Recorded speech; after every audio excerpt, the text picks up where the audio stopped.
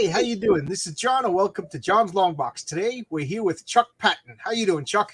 I'm awesome. Thank you. Oh, you're awesome. That is great. You are awesome. I'm, I'm actually lying, but it's always good to put the lie out. I'm awesome too. Let's if we're gonna lie good, right? There you go. I'm amazingly awesome right now. I am. Life is. I would say life is good, but I can't stretch that life too long. I work outside, and it is now starting to tip to the point where it's hard to go to work. Today I was like, oh man, break out the thermals weather. But what am I talking about work for? Let's talk about your. So I always treat every video as if it's like the Jim Shooter way. It's somebody's first comic book, somebody's first time watching this. So let's introduce Chuck. Who are you, and what do you do? I've always find these questions hilarious. I know. Explain yourself, Chuck. What? Yeah, explain myself. Well, if I could do that. No. What did you do? What did I do? That's better to do that. I am a veteran comic book artist, animation director. I started with DC Comics, which was always my first love. I was a DC fan since I was a child. Not a Marvelite. I like Marvel, but if you ask me, my top three DC books would become my top three comic books would be DC. So getting to work for DC was a lifelong ambition. That's so cool. Yeah, it's trippy when I think about it. I have done, like I said, comics. I just did the numbers. I think I've been in animation longer than I was in comics, which scares me because in my heart of hearts, even back at the height of my animation, I was always a comic book guy. I guess I always will be a comic book guy in my heart. Yeah. We're a special breed. I'm saying we, like I'm in your category, but us people who love comic books, we're a group of weirdos, Somebody said that recently, and I'm trying to remember who, and they said it absolutely. I think it was Howard Chaykin. He was saying how a comic book works, and he says there's 5 people that make a comic book work, and it's the artist, the writer, the artist, the editor, the colorist, the letterer, and the audience. Because without the audience, who are we?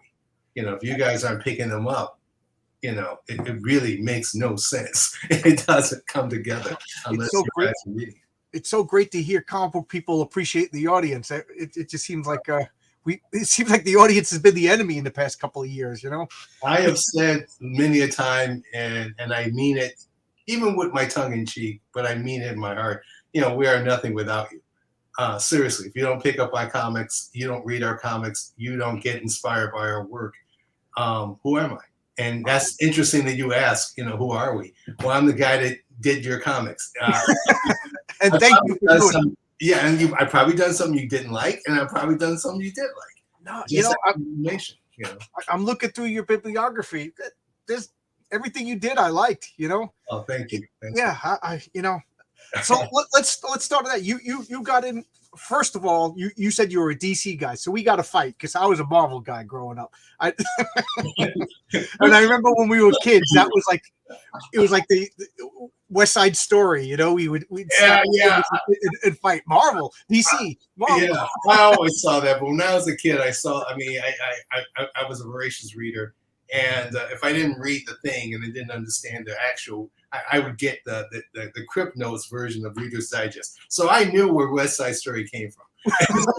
And I knew just how silly the whole fight and also growing up in the city where you saw these things, there really isn't a winner, I don't see that as, I'm a Marvel guy. And I got that very early in life, like, who cares? Not one is better than the other, it's what you like. Yeah. I could argue what I like, but that's the point, it's me. So if you like that, that's not going to trump how you either one of us. It was fun. Me and my friends. It was fun arguments, they were until you get past 12. I never passed 12 then because I still want to know if Batman can beat Wolverine. I wish I could stay adolescent, but there's a special name for people like that, and I can't do that. You grow up. If you're lucky to see life, and I have a lot of youngins under me that I constantly say that you are blessed if you learn from experience. It's great to stay where you are, but you also see very quickly staying where you are, it's going to be very painful. Nostalgia is not that comfy. It is when you are on top of it and you can see ahead. But when you stay in the back, you miss all the beautiful things that are coming up. You miss what's happening in the present. Yeah. All right. That's Yeah. my sage advice for the day. And Nice. We just got heavy. We just got heavy. that's where I roll, my friend. So, That's fine. that's what keeps me off the porch. I like deep talk. I enjoy conversation with people. That's why I call my talks conversations with people, because I don't feel I interview people. I just feel we just talk. So, Yeah. For those of you who don't know, Chuck Patton, I'm friends with Brian Bow of Wolf and Batsy fame, and I was like, I would love to talk, because back when I started interviewing comic book people, I conversating with comic book people, and he said, talk to Chuck Patton. And I was like, he's not going to come on my show. I'm not going to. And he said, no. So I have to thank Brian for contacting you. And, we planned this a long time ago. So I've been excited for a long, long time. Yeah. He's a good guy. He's a great guy. He does Wolf and Batsy for Alternate Comics. For those of you who don't know who Brian Bow is, great guy. He's been on my channel a lot. I think he was the very first person I ever had. Yeah. Okay. I'm a big fan of his. He's a great guy. Yeah. So he worked under you, right? He a couple of times. Yeah. I mean, the last project is probably the craziest, but yeah, that's where he really excelled, and I really appreciate him coming aboard. I mean, I won't tell this, it's kind of embarrassing, but I gave him a really hard time the first time we worked together. So the second time where I saw he grew immensely, and I really needed his energy, that made up for, I had to apologize, because I'm sorry I was such a dick to you. You know what? I've heard that before. I had Chuck Dixon on my channel, and he said that Larry Hama gave him hell at the beginning. Okay. And he said he was a tough guy, and Chuck would be talking to him on the phone, and Larry would be yelling at other people, and then hang up the phone, and then look at Chuck, if this guy doesn't come back and give me some nonsense, then he doesn't, then he's not tough enough to deal with and I'm a construction worker, but if my foreman isn't yelling at you, then you're getting laid off, because then there is that belief, and the truth, as I told him then, you never make more work for your boss. That's not a good idea. The people who stick around, the ones I can go to sleep and this job's going to keep going. Very rarely you get that. But number one thing is, don't make extra work for your boss. Don't have your boss do your work for you. And that's never a good sign. We tell the foreman, go inside in the warm and drink a cup of coffee. Get out of our face. It's raining out today. Go inside. Go away. And I've been lucky to have situations like that, and I've been unfortunate where I had to stay on top and be very hands-on. Yes. And I wouldn't say it's unfortunate. It depends on the situation, but it makes more work for you. And you remember those people that make more work for you. You do. So when you get yelled at, sometimes it's a sign of appreciation. Sometimes it's actually what it is, frustration. I noticed that the guys who don't get yelled at aren't worth whipping into shape. There are some people that that no matter what you say, even the voice from God is not going to shape them. So just move them out of the way, let them think that they're in charge, and then when they realize when they're not being employed, let reality seep in that way. But you don't have to be the voice of it. So you are a DC guy, and then you got to work for DC. How cool was that? It was, well, I can't say I woke up and all of a sudden I worked for DC. It was a hell of a trail to get there. Oh. When I think about it now, I'm constantly being joked by people like, why don't you write your autobiography? I'm like, well, depending on the title, it wouldn't go over so well. But I could say it's been a hell of a life. And I mean, when I sit back and look at it now, like I said, the gratitude is immense that, this is something I loved. And no matter what, I'm in the history books as being part of it. Yeah, you are. You're a legend, And thanks. When I first started telling people, I'm like, oh, Chuck Patton's coming on my chat. They're like, they thought I was kidding, and then they either said you're kidding, or I can't wait. Could you bump him up a couple of weeks? Well, there was a time where I wasn't going to. I mean, it was a time where I had just about the time I got in animation, where I had thought, honestly, my comic career. I mean, again, the fanboy in me was not happy with what the professional was asked to do. And I wasn't professional enough to see that I was doing what I was being asked to do. But the fanboy in me wasn't happy, and it was at a time where it was really talking about if you got yelled at compared to if you get called back. and I wasn't getting callbacks, and I wasn't getting jobs that I thought, oh, I'd be great for that, and no one thought that. So I had gotten into my head that, okay, my comic career is a joke, and I'm going to get out. I'm going to do something most people don't do. Some stick in there. I'm going to go off and find something that I fit in. I thought of going back to school. School, I realized by going to school that was useless. I needed to go to where I could get the experience. And that's when animation opened up. Because back in the day in animation, you were learning on the job. You were doing that in comics, but in animation, you had so many people, so many experienced people, and you got into this pipeline, what we call the pipeline now, but the assembly line, which I respected because you got to see how everything was put together. You found your place, you did your job. If you're smart, you saw what was done behind you, you saw what was done ahead of you, and you get to make your decision, am I going to stay here or am I going to move up? You know not to move back. That was not a good idea. Yeah. Stay in place and learn. And I took that as both, I actually looked at it as exile. And I completely walked away from comics. And the irony was I was meeting so many guys who were coming into animation who were comic fans. And they knew my work. Or they would challenge me on something, and I would tell them, like, well, how do you know? It was, well, because I was told by the guy who drew that what happened. And they realized, oh, shit, you were there. So I couldn't run from it. And then thanks to the fans, they kind of brought me back. And you're loved.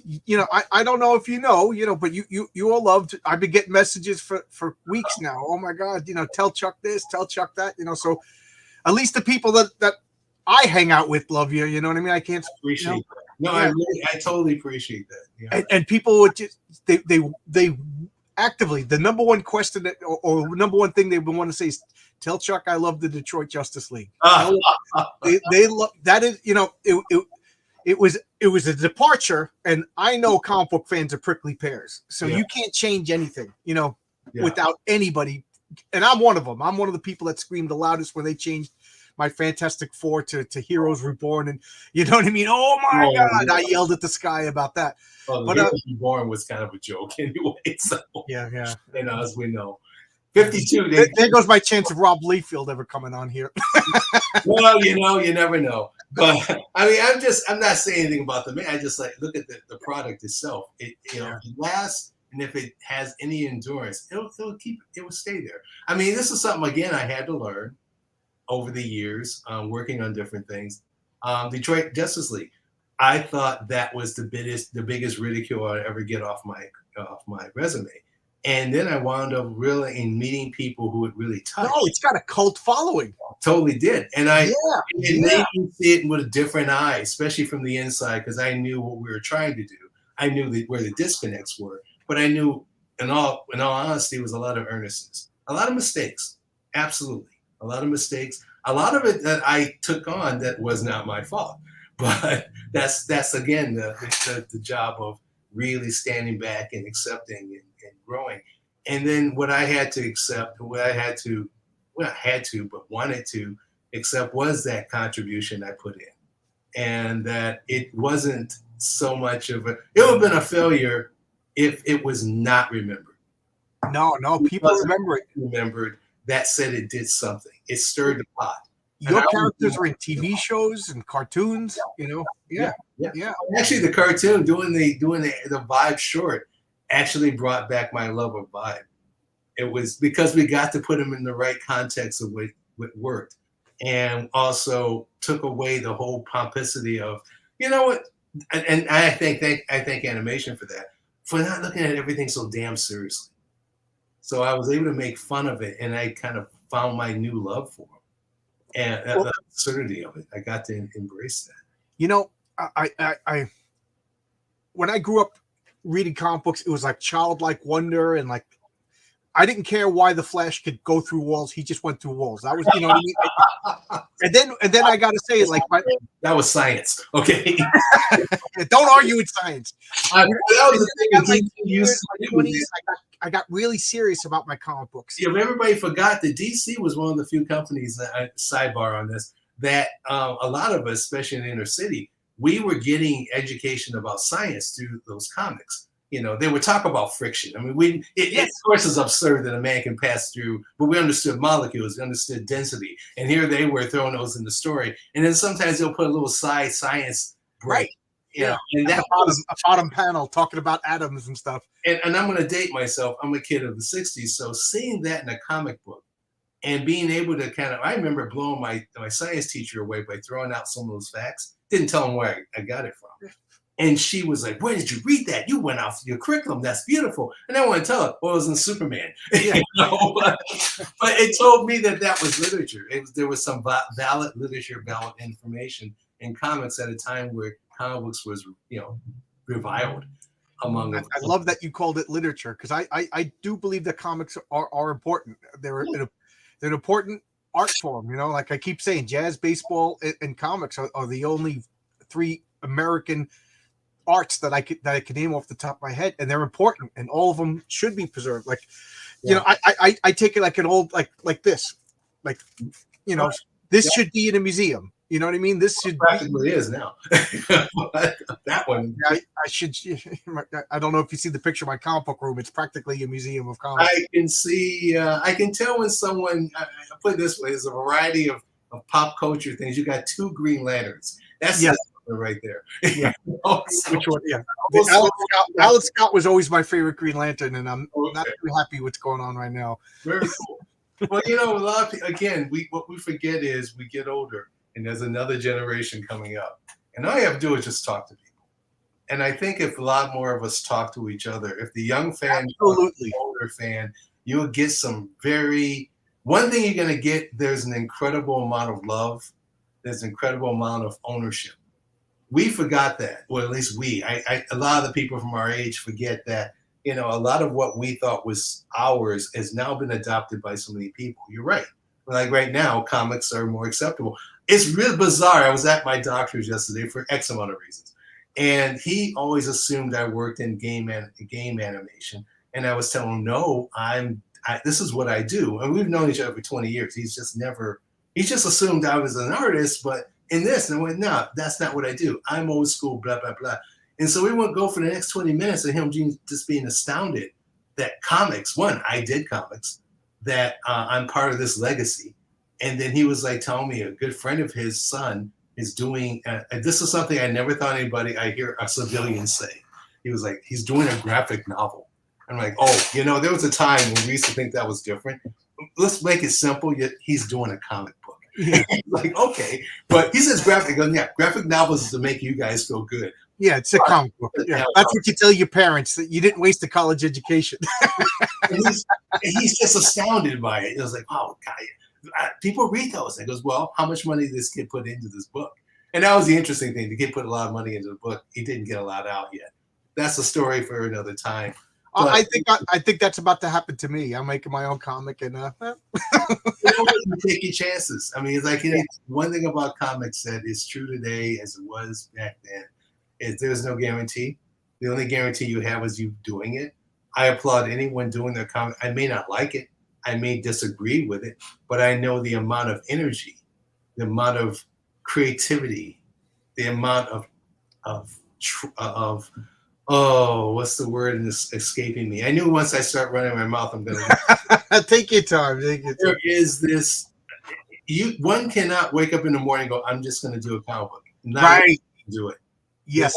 This is a lifelong. Well, you can, but I don't think you're going to make a good comic. You got to have a love. Yeah. I think. And again, not to be too, but I don't think a lot of today, big two, I don't think a lot of the people working there were little kids dressing up like the Flash, running around with a towel around their neck, pretending to be Superman. I almost killed myself jumping off my roof. Here's the thing, and again, the reality of getting into this, they probably were, but they got into the business of comics. And like any business, and not just, you can take off of comics and just say got into the business. When you get into the business, that takes a lot out of you. That was what happened with me. Yeah. I had an eye opener of. Yeah, I'm scared of that. No, again, it all comes down, and this is as the old man telling you off the road here. I mean, off the road, but I mean, I've been on this path, and I'm learning that what it comes down to is you don't forget who you are. Those of us who have been successful at it, able to do it, It's because we found ourselves and we found how to defend, how to really believe in ourselves and believe in what we do. Whether you fail or not, so what? You got to do it. It's in your soul. But when it becomes business, when it becomes dependent on X amount of this and X amount of that and selling that, then it's out of your hands. And the one thing no one ever taught us in the big handbook of being a grown-up, which doesn't exist, by the way, but we know about it. I haven't read that book yet. No one ever prepares you for that. There is no preparation for, putting your dreams out there and doing it. The only way you do it is by doing it. Yeah. There's no preparation. So you just got to do it. And when you're in business, that's not a criteria. You're following somebody else's criteria. But when you follow your own, there shouldn't be any rules other than you doing it. If that makes any sense. Yeah, it does. Oh. That's why I meet a lot of young people who are doing their comics, and I am floored by them. I haven't seen that kind of enthusiasm since my brothers and I were 7 and 8 or 9 and we were just under 10, making our own comic books. But we were prolific little bastards. We were drawing it, and he was writing it, I was drawing it, and we didn't even care if it was good. I wish I kept it. Yo, I would have. If you had picked up some old Chuck Patton stuff from 10 years old, man, I think I would have floated away. I would guarantee it was god awful. It was guaranteed it was god awful. But for our little minds, that was so huge. And again, it cemented this is what I want to do for the rest of my life, or some part of my life. And to do it, jump 50 years later, and to have that happen, that's gratitude. So I applaud anyone who can get out of bed and do their work, have to do other jobs to do this, to put out their passion, whether it fails or succeeds. Because that's another story when it succeeds, when it goes into those other areas. That's another story when you go into the business and you can work in the business and be a success that way. So I try not to look down on any of that. But it is an adjustment, and it does take having your mind really set on who you are. Are you following any, like right now they have all these crowdfunded comics, and it's really exciting. I've been having a lot of the people who are doing crowdfunded comics come on and talk, and I just love hearing how excited and passionate they are. Yeah. And these guys are accountants and cops and Sure. retired military, and they all have one thing in common. They were drawing their own comics on loose leaf and putting the cape around their neck and running around like idiots. Just, we all loved it. Niggas all think we all ran around with capes on our neck. Some of us want to put on a hat and a mask. That's it. So it's a fashion thing. No, I hear you. Well, superhero costumes are cool, and if a superhero costume ain't cool, you ain't doing it right. They can be. The bad ones. I thought about some of the bad ones I've done over the years. It's like, oh yeah. But the joy of it is are you creating? What are you? Yeah, it's fun, right? Yeah, it is. When it's done right, it is a lot of fun. And I do follow a lot of properties and stuff. I'm not so crazy about the ones where they're just regurgitating what I've seen already. No offense. It's just that, been here, done that. Okay. Yeah. How many Cape fantasies can you do here? And not every comic book should be another version of The Watchmen. I'm not interested in that. But The Watchmen was done, and I appreciate it. But I also want my superheroes to be good guys. You can do that. I'm amazed where you can find good guys in stories. And again, what it comes down to what you believe is good. Good guy isn't always the guy who's doing the right thing. I always loved, and I learned this years when I was starting to read certain Western novelists, where they would do stories of the good bad man, meaning he was a guy who everybody heard was a terrible man, and then you get this loner coming to town, and he writes the rice, and you realize that's the outlaw everybody's been talking about. Yeah, he has a personal stake in this now. He's probably trying to put down the gun. He probably was the son of the sheriff who went the wrong way, but it was something fascinating about it because it said that there was something in the gray that had as much validity that was in black and white. That was trippy to me. I thought that. Are you a Western fan? I like anything with genre, but yeah, Westerns was and probably still is a real a draw for me. You never got to do a Western comic, huh? No, but those who know me and know I've been threatening for years. In fact, I have one hanging over my head now. Oh man, yeah. Oh yeah, but I want one. I want to do. Yeah, I want to do one too. You know, there's something. I think I don't know. As a kid, did you like Westerns?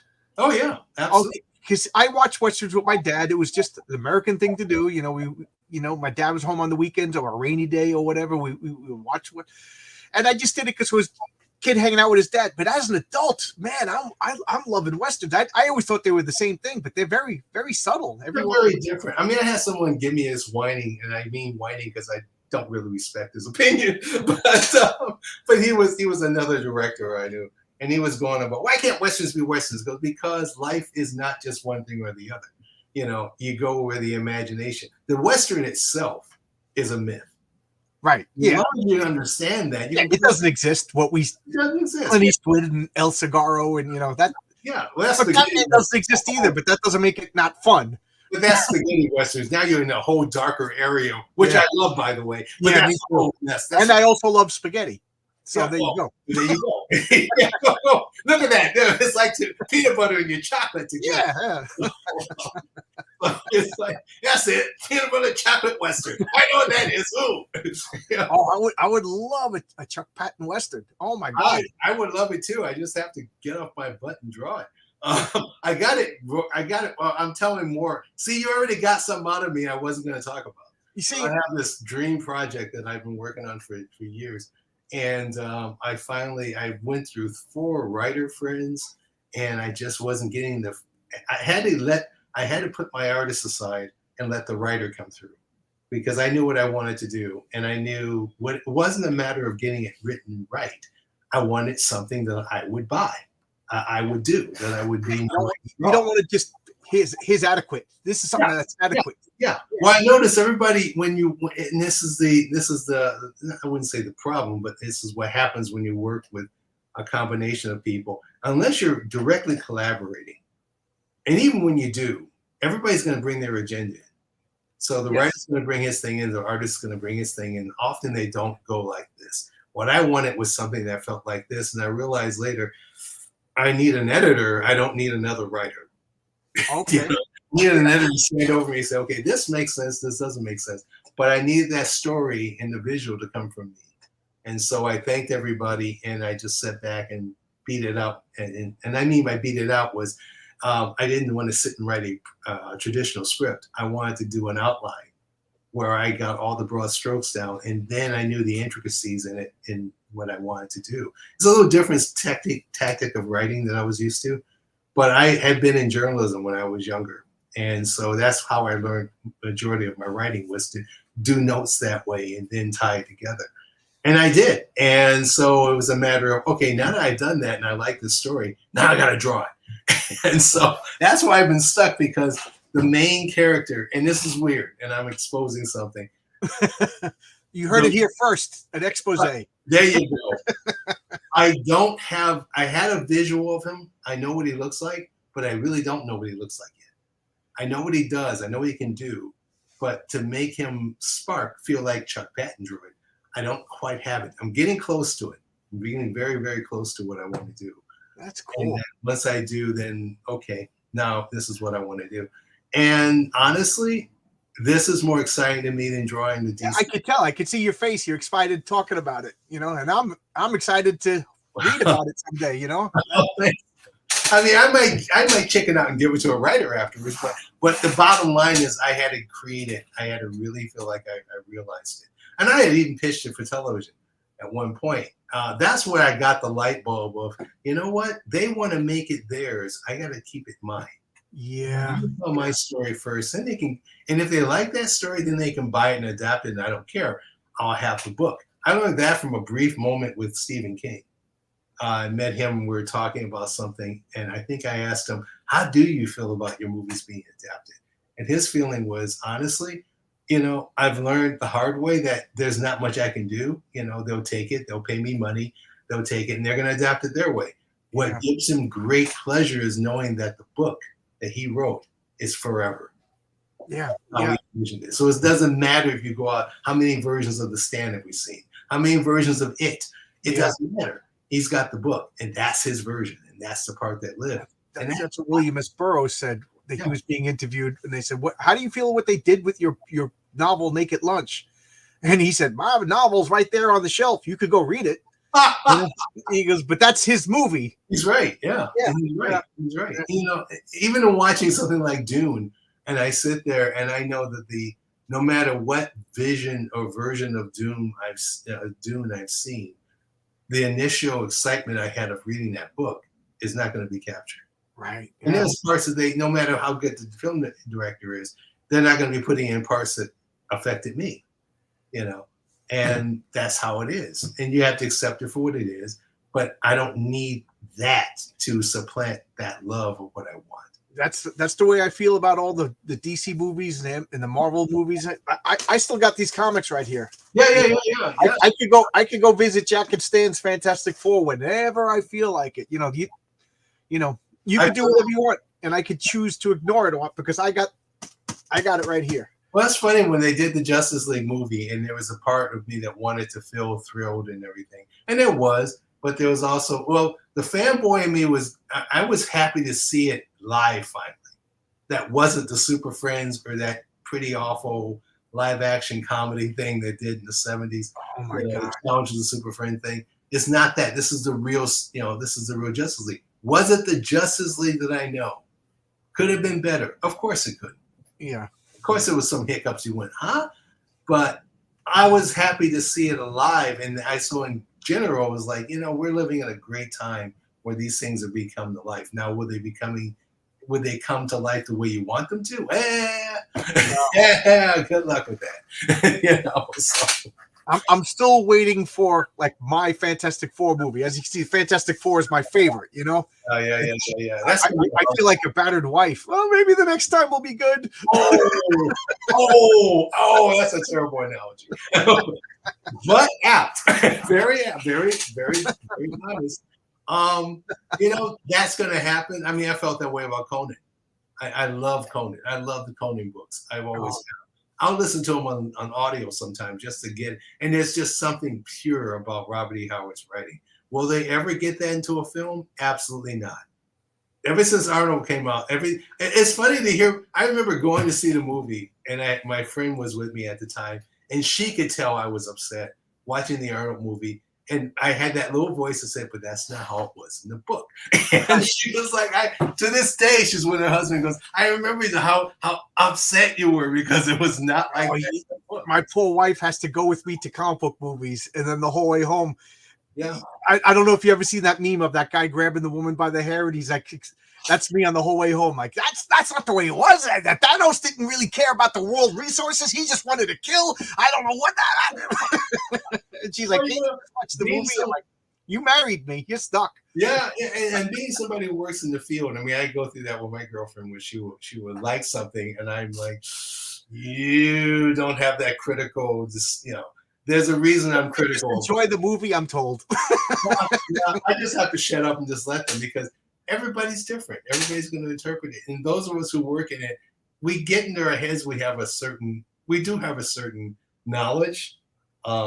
Even fans, a certain knowledge above what the civilians, as I like to call them, would have. The muggles. Mine is, but bottom line is, hey, did you enjoy it? Or can you enjoy it? Yeah. And as I always throw to people who have the most criticism, but what can you do? Can you do it? And like we said about comics, it isn't easy to sit down and just create something from nothing. Right. One would think they can. But even a large amount of money and all the resources in the world will not make you a great storyteller. I found that out in animation a long time ago, and discovered that in comics eventually in the same time. But that's life. You're gonna have that. There's things we call lightning in the bottle, meaning there's an idea that's just so good it just happens, and it's like catching lightning in the bottle. That doesn't mean it happens every day. That means it's special. And it's a special combination. And you never know when it's going to happen. But to be able to do that, it does take a certain specialness. So do you envision yourself ever coming back to mainstream comics? Honestly, not really. Only because the agenda of the studios, or yeah, in this case, the publishers are a little different. I see people that they keep on, and it's great for them. Um, it's funny going back and doing some work for DC was a quick reminder. Why am I not at DC?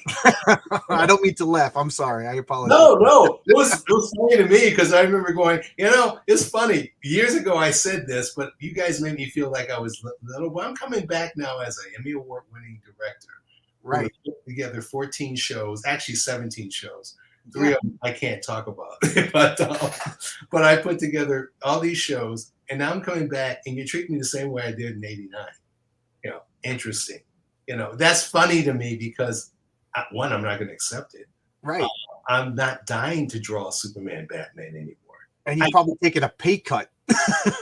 Well, that's a big thing. That's the business of comics. That's the part where, back in that handbook, they never hand out, about what we need to do. It's one thing to come back and what I learned by doing that is my love of comics doesn't always include DC and Marvel. The books that I read are not DC and Marvel now. The books that I enjoy are not even superhero books.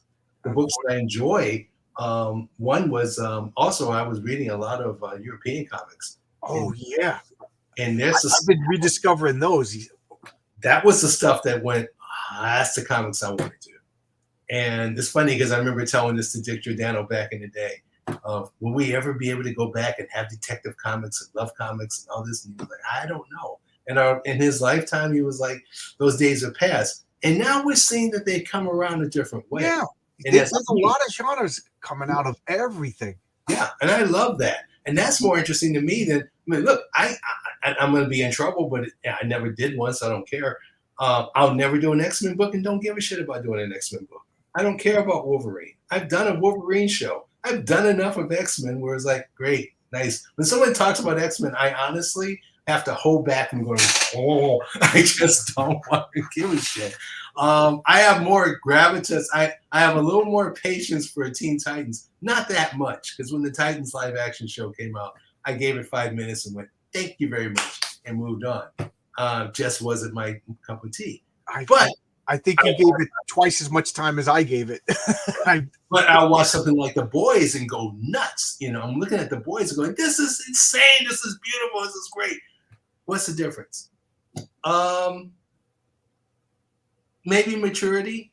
Maybe I love the dynamics, the amount of creativity put into it, that the show is walking a real dangerous line between profane and profanity. And I love that. You can't do that with Marvel characters. No. You can't do that with DC characters because they're all parodies or homages or whatever. Yeah. So I'm interested in something that can push the envelope. Even though this Western I'm doing, as I remember this guy going on, well, why can't a Western be a Western? I goes, well, why can't this not be a Western? I'm not, put it this way, I'd rather see you try than sit back and do the same crap we've done over and over again. And that kind of sums up my feeling of, do I want to go back and work at comics? Look, prestige-wise, there's a sentimentality about it. When I did the Aquaman cover, I was incredibly grateful and nostalgic. I felt like, wow, what great company to be in. And I got part of this legacy because Aquaman was another favorite character. Yeah. How can you not like Aquaman? I don't even know why I like Aquaman. I can't say. But people make fun of, but comic fans are like, don't mess with Arthur, man. He's a good guy. I have loved Aquaman comics since the days when Ramona Fradon did. Oh, I'm dating myself again. Oh, Nick Cuddy was basically my Aquaman artist, and I loved all the shit he did. Yeah, but, I loved his Teen Titans. Yeah, Ramona was doing. By that time, she had done Metamorpho, but still, that's how long I love this character. That's different. The love of that character is always going to be there. I would draw Aquaman a hot minute. Do I want to draw an Aquaman book? Do I want to go on do a monthly? Not really. One, it's just physically taxing, emotionally taxing, mentally taxing to kind of maintain a book and put your whole life into it. And if it doesn't make certain sales, cut off right away. They would just cancel it and nobody gives a shit. whatever mythos you put into the book gets erased by the next guy who I has was it. just about to say that. That's my biggest thing that drives me nuts, especially Aquaman. How many times did they just it's not even the same character anymore. Like and No, sometimes within the same series, another writer would come in and you're like, I was confused. I'm a long-time comic book guy. I'm like, did I miss an issue? No, did something was there an annual that I missed? I hate that. I find it to be disrespectful that the next guy could come in and then what? I could erase. I'm coming in after Chuck Patton, and I'm gonna just erase everything Chuck Patton did, and then Brian Bow's gonna come in and erase everything that John did. You know what I mean? I went through that on Justice League. I mean, the irony was that I wanted. I mean, I wish the thing I had to accept was I was very young in Justice League, so I really didn't know the dynamics I know now of how to make a character and how to interact with the characters. I was following with the guys that was before me, and I thought that's what we did. And then here we are trying something new, and I was not exactly. I was enthused, but it wasn't like I knew what the hell I was doing. I was scared out of my mind. And so here we're doing it, and I remember there was a lot of laughing, a lot of humor in us discussing it, but none of that came into the book. Or at least the parts that I saw was being funny weren't funny. And the parts I thought we should have been serious were kind of treated idiotically. And then I realized then I'm drawing a book I'm not relating to. And then, so I leave because I felt like I honestly didn't want to follow this book into the ground. And then I walk away. I go away into animation. I hear that J.M. DeMatteis and Keith are taking over, and I see the writing in it. And the first thing that hit me was, holy shit, there's humor here. Yeah, they were funny. Yeah. Yeah, this is the kind of stuff I get. Well, they had a better plan. And no matter what we did in Detroit, LA, that got discounted just by, it didn't help that he killed the characters off anyway. Jerry killed the characters off previously. But what was brought into that book was exactly the same excitement I was hoping to bring when we did JLA Detroit. Wasn't there. Okay, it was a lesson learned. I didn't follow it, but I looked over it and saw, I may feel embarrassed by what I did, but I got to say, they're bringing this knowledge and stuff to it that I wish we had a tenth of. Not just the knowledge, the humor. And they got to do that. Now, some would argue that later on, the joke just kept getting more of a joke. And that's the danger. They overextended it, and then it collapsed. And then Grant Morrison had to reboot everything that Keith and JM did. Yeah. But that's the kind of cycle with stuff. Nothing stays the same. Yeah. Again, what got me was that the one element that I thought worked in his favor, that really helped, was the sense of humor that we did not have. We did not have that in Detroit. Yeah, it's the blah ha ha league. Like that's what everybody calls it. Yeah. Sometimes you need that, especially when you're talking about something really jarring. You may need to have a little more levity to it to get people used to it. Our characters were just as absurd, probably more so. But it was, I think, the attempt to I felt like we were overselling it. It wasn't selling on its own merits. We were telling people we should laugh and enjoy it. And we weren't showing them why they should laugh and enjoy it. And again, this was knowledge I got later at the time. I just knew something wasn't right, but I didn't know how to articulate it. I was young. Well, if it means anything to you, that's when I started collecting the Justice League. Was your I was a big fan of Jerry Conway with his Firestorm and everything. So I was like, and who's this new guy? You know what I mean? So on paper, it should have worked. On paper, and then some for 5 minutes, it did. Well, if we had a magic 8 ball, you know what I mean? Right. But and again, people look back at it fondly. Like, I didn't like Kyle Rayner as the Green Lantern, but I got friends that are like, that's my Green Lantern, and I'm like, yeah. I was the same boat. You forget, comic book fans. I'm 50 years old. There's guys who've been reading comics for 10 years and never had Ted Kord as the Blue Beetle. They got, and I'm like, oh yeah, because Well, see, I remember the Ditko Blue Beetle, and for me, I love Ditko's 60s. How can you not? So Question, Blue Beetle, Creeper, those were my jam, and I got to do 2 of that 3, and Not well. I mean, that was what we're okay. I got one book on Blue Beetle. Well, I did a side show, my side stories on Creeper was to hold me over until Justice League was ready, and I was so disappointed in them. And I tried to find things. Well, when I had to get over it, I realized, well, it was not Ditko drawing, it's me drawing it. But the writing wasn't, as I learned later, it was Denny O'Neil. They did the Creeper stories. Well, it's not Denny writing these. So Really? well, yeah, Denny O'Neil was actually the writer of the Creeper back in the day. He used some, I think his pseudonym was Sergio O'Shaughnessy. Yeah, he had a bunch of Iblis O'Shaughnessy, Sergio O'Shaughnessy, and then he had another name too. But I don't know why he used those. And I didn't know that until I talked to Chuck Dixon that those were all him under pseudonyms. Yeah, I mean, sometimes you do it because of so many reasons. Company, they don't want to say that you're doing 5 books or 10 books. Yeah, I know that they didn't want writers and editors to work on the same book or something like that. So that might have been just that was a big deal too when writers became editors, and you thought that was a good thing. And I remember I felt like I was coming in right at the end where they saw the fall of the writer editor. And those of us caught in the middle of it was like, oh, geez, this is not going to end well. And, we got through it. So you mentioned before that Dick Giordano got you out of journalism and into comics. I was out of journalism way before that. Oh, okay. I mean, I gave up journalism my second year in college. That's when I convinced myself, okay, we're going for art. Okay. I'm going to use journalism as a fallback. But I knew in my heart I wanted to be an artist. And unfortunately, the place I picked was not great for art. But the truth is that, 90% of us are self-taught anyway. What we need to learn from comics, you learn from comics. You don't learn it from an art school.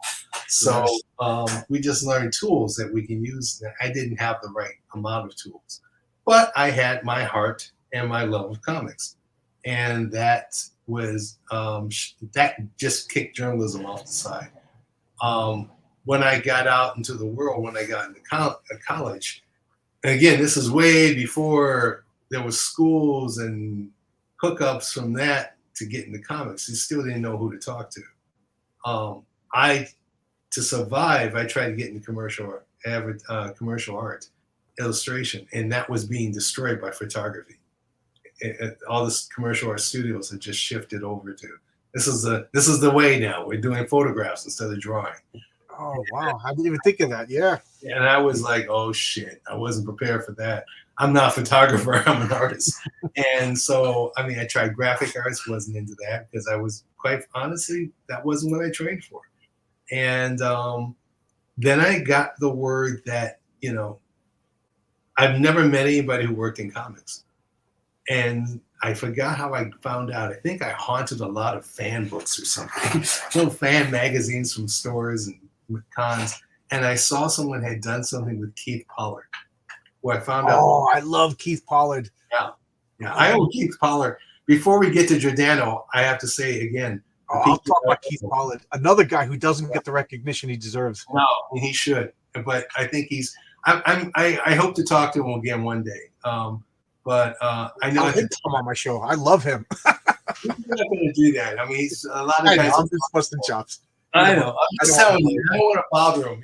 I might be talking to him soon, so I don't want to be the conduit. Unless it's up to him. His Thor is amazing. His Thor is fantastic. Thor, Keith. I think he did some Spider-Man too. Yes. Again, I looked at his stuff, even though I wasn't it wasn't like I hated Marvel. It was one reason that I wasn't a Marvel guy. It was really hard to get a lot of Marvel books in my neighborhood. Oh, really? Yeah. So I missed out on a lot of Spider-Mans. I love Spider-Man, but it was hard to get them. I don't know if they grabbed up quick or the distributors didn't bring them out, but it was really hard. I got more Thors than I did Spider-Man. I got Fantastic Fours more than I could get, Daredevil, Yeah, Daredevil was hard to find as a kid. They were really hard to find. So I liked who I got, but it was just easier to read DC. It was just I got more DC books. So and the type of hero we're talking about heroes. I mean, the thing about DC characters where they were these pantheons of good. Yeah, they were like gods, you know. Yeah, and I kind of I loved that. The guy who loved mythology and me loved that. Oh, you're a mythology guy too? Oh yeah. I was seriously into that. I mean, I studied. I had. I shouldn't say like I was a super scholar, but I had an instructor who was one of the. He was comparative lit, who opened a lot of doors for me to read about a lot of the mythologies, and fascinating man. And in fact, I remember telling him I wanted to do comics, and he had this thing like, "Is that real? Is that a real job?" You know what I mean? You should crawl around in caves looking for the Dead Sea Scrolls, and you're like telling me comics. Well, I can see why. Yeah, it's a little different, but you know, in the long run, yeah, they do exist. Does that pay well? Can you, yeah. That's something my mother used to say. She always used to worry about, you know. Well, mom. That's mom's job, is to worry about their kids. Yeah, they have the reason to, because we had no example of people like myself doing comics. There was no people of color being trumpeted around. It's bad enough that artists weren't getting their names on the books anyway. You didn't know who they were. But you know, she just thought, she was worried I have an unrealistic expectation that I can just get in there. And my tenacity, my talent just kept saying no. And she just knew, all right, I have to get out of his way and let him try. I can't put doubt in his head he can do it. Or when she did, it bothered her because she still saw, I mean, I was grateful that I had enough talent that people went, wow, he can draw. And you can't argue with that. You can say, yeah, there may not be a job there, but you can't deny you can draw. And that kind of helped her believe. I know I'm wandering all over the place. I hope I'm No, that's fine. I'm fascinated. I love talking to people. I love hearing their stories, you know. You talk about whatever you want, you know. Oh, you asked me how I met Giordano. Long story short, met Keith. I know. I knew it was a thread I was following here. Keith talked me into leaving Detroit. I needed to go to New York. He's the one that finally said, you're never going to get into comics this way. One, you can make it in comics. Two, he's a person of color. So yeah, there's some of us in the business. And he would bring up guys that he's met. So I knew, all right, we can do this. And yeah, it's not like, oh, you just moved there and going to make a job. He made it very plain what I had to do. And I needed that. And so for the next couple of years, I focused on saving up the money to start getting there. And I moved out of Detroit to Boston because I was closer to New York at the time and a little easier for me to live money-wise. And I was working with a lot of other fan guys, comic book guys. And Dick had put the word out he wanted to bring in newcomers. Again, one of those moments, like a light in the sky pointing you somewhere. You know, here's Dick throwing it out there. And this is a guy who didn't need to do that. That's the part that always blew me away. Dick was at that time being brought in as a group editor at DC. And then right after that, he wound up becoming editor-in-chief. Yeah. So he really didn't have the fucking time to do this. On top of he's still inking. Well, he inked all the damn covers of the books. So it's like, what the hell? But he was determined to bring in, as he said, new blood. And so he started the New Talent Program, which wasn't the New Talent Showcase yet. That was going to be like the graduation book that DC was going to put out with all these people. And that's what we all shot for. We had no idea that some of us are going to be good enough to be dragged out and put on real books. So I got there. There's a longer story how I got there. I'm going to shorten it for you. Because that's a lot of drama. But put it this way, Dick brought me in. Dick talked me to come there, and I got there. And it was one class a week, 2 hours of him walking us through assignments, giving us like partial scripts of like Batgirl. And we draw it out, and then he'd critique it. And some guys made it. There's a lot of people who didn't make it. And I thought, honestly, I was one of those guys who weren't going to make it. Until one day, because he used to really be hard on me, which was I realized when we were talking about, people who yell at you. He was yelling at me because I was like in his mind, I was the guy. Yeah, the guy he just looked at and said, "Yeah, fine, yeah." That guy, he knew he wasn't worth the effort, Well, the joke is that when I was chose to go, there was someone who was representing some of our artists. He was the guy who was bringing the artists to Dick, and he came back and said Dick said he didn't want you, which to this day cracked us up because I had a friend who said bullshit, made a call to DC. We got Dick on the phone, and Dick immediately said, "No, show up here, and you're in the class." No if and buts that I didn't want you. You were sucked. No, Dick was like, "No, I remember you. Come to class," which made me wonder, well, what the hell this other guy was doing? Yeah, we wished him into the cornfield a long time ago.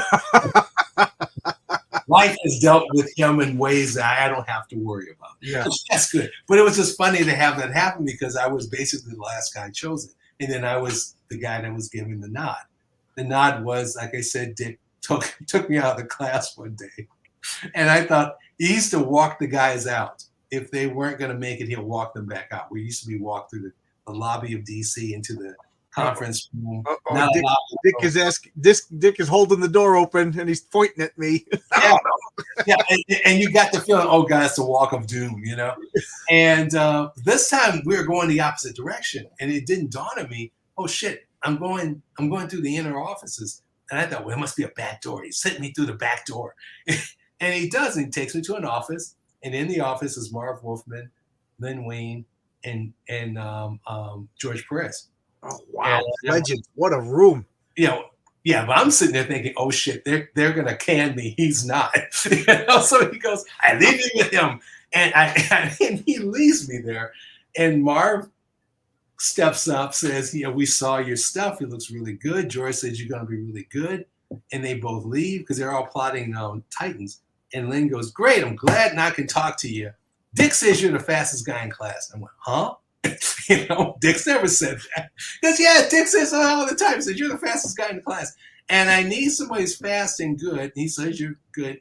Let me ask you something. What do you think of Gene Day? Which I thought was just out of nowhere. Where the hell did that come from? Well, Gene Day was actually a Canadian artist, if you don't know. I'm sure you do. He's been around. He was a classic comic artist, worked for Marvel and DC. He was actually doing work for DC towards the end of his time. And he was drawing Brave in the Boat.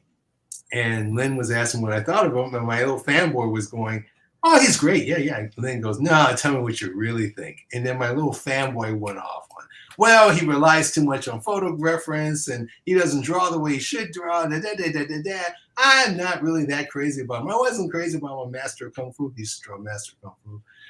And I like Paul Galatian better. And Lynn goes, yeah, okay, good. Well, he died today.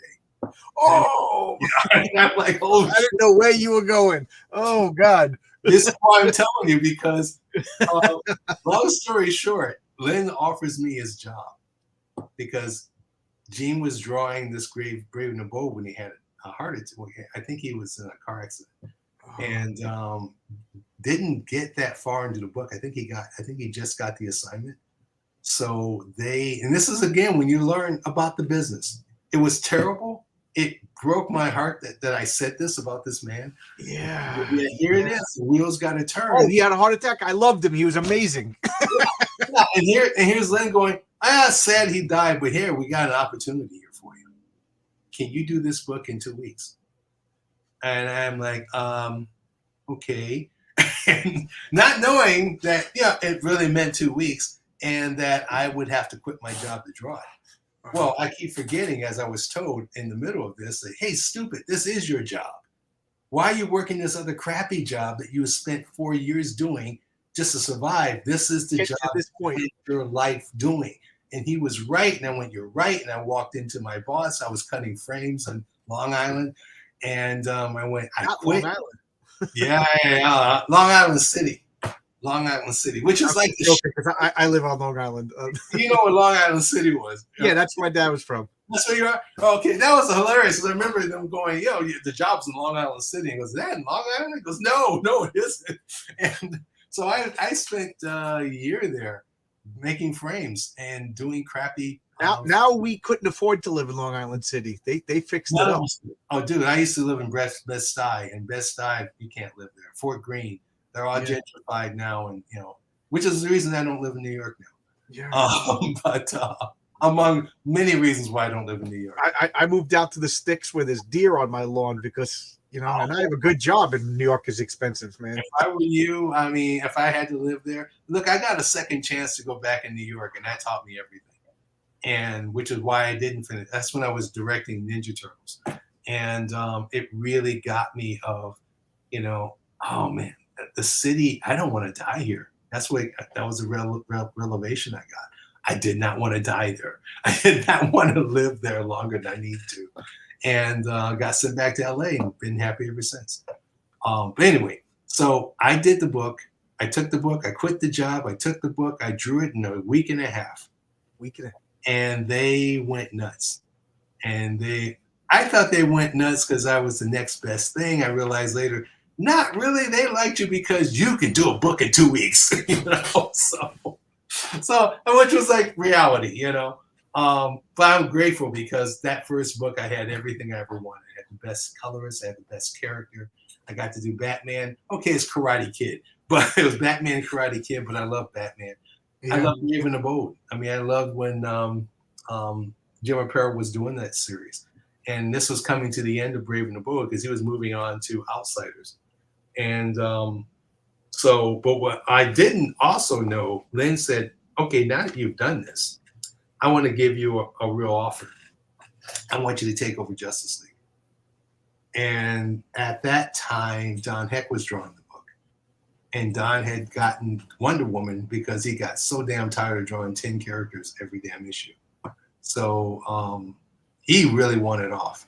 And Lynn was like, I want someone new. I want someone who's going to appreciate it. I want someone who's going to keep the damn deadlines going, because Don was also a speed demon. When Don says he can do a book in 30 days, he wasn't lying. It'll be done, ready to go. A lot of the old guys were like that, which was impressive to me, coming in who was a comic book fan and wanted to agonize over every panel. And here's these guys who were just pumping out comic books. Yeah. To be one of those guys, which is probably why I never became a superstar. But beyond the point, Lynn offers me Justice League after that. And that's when it was like you hear that bell that when you did it. This is what you wanted since you were 4 years old. This is a book you've read since you were 5 years old. These are characters you loved all your life, and now you're going to be drawing. And I couldn't say yes fast enough. He knew I wasn't going to say no. Yeah. The only thing that broke my heart was that, because here's Dick like, so you're in Justice League now. Good for you, kid. And I'm like, Dick, can I come back to do I not come back to New Talent? He's like, why? Well, because I'm still learning. I want to come to class and learn with you. No, you got to be doing the book now. We don't have time for that now. In my mind, I still wasn't good enough, and I wanted to come back to the class. I missed the camaraderie, and he was like, nope, you're drawing a comic book now, boy. You are. Oh, and that was the other thing when they told me, you're getting paid for this thing. I am, because I didn't realize. That's how young and naive I was. I get paid to draw Batman too. I mean, we knew you get paid. I just didn't know I was going to get paid for this. I thought I was doing a favor. I was kind of proving myself. But they started me off, and when I got Justice League, for 1984 was 83, 82, 83. That was good money. Living in Manhattan. In my case, I was living in Brooklyn, and we're seeing all those changes we just mentioned. Yeah. How it was getting gentrified to hell, and just I always wanted to live in Manhattan until I lived in Manhattan, and I just realized, no, it's New York itself I'm not crazy about. So, but my first year of comics was in Manhattan, drawing my butt off. Hey, that's the ultimate comic book experience, right? At the time, yeah. No more New Talent. Yeah, that is awesome. Yeah, it used to crack me up though. Later when I would try, and I hear what they were doing, and I would get a little jealous, like, oh, geez, I want to draw that. And it's like, dude, you're drawing Justice League. Come on. Yeah. that's the top. You know, you can. Honestly, it was. I mean, I saw little things later on that went okay. I mean, it was a top on the outside. On the inside, it was a book that was struggling. It wasn't making the numbers it used to make. This was the crisis was starting to come together, and that was going to threaten a lot of characters. Yes. And as we saw later, the reason the Justice League became the Justice League because a lot of the characters that we had were either being killed off or changed into different books that had nothing to do with Justice League. So we were forced to we're going to have to change this book no matter what. So, yeah. The irony of the crisis is the whole thing was supposed to make the DC continuity easier. Yeah. It complicate things. Yes, it did. Yes, it did. And I still feel that they're still recovering from it. You know. And here's the thing. It's not good when all the things that it was supposed to take care of basically came back. It was supposed to destroy the multiple Earths. Well, we got the multiple Earths back. Right. And the funny thing is now my wife understands the concept of multiple Earths and it's like the guys at work who never read a comic book in their life. They're like, yeah, it's the multiverse. Yeah, that it's right. DC they were so ahead of themselves that they shot themselves in the foot. Like they could have kept the multiverse. It was a lot of I wouldn't say infighting, but let's say a lot of I once described it like city-states of Rome. Yeah, all these little city-states are fighting for their turf. One guy had more power than the other guy, and that guy would travel with the other guy. So yeah. I heard that DC was a bunch of fiefdoms. You had like the Westerns over there, and they didn't talk to them, and then you had the Batman group that was over there, and they didn't talk. Yeah. What's funny to me, Batman was kind of floundering. I like Brave the Boat a lot, but the Batman that we were used to didn't. Well, the one that really brought it together was coming just around the corner. That was when Miller was taking over Dark Knight, and that really focused the books. Yeah, everyone's talking about it. Was like, come on, man. He kind of really solidified the image of Batman because of Dark Knight, and that helped. Titans to me was really. And it's funny, I was always looking at Titans as an example of what we should be doing for Justice League.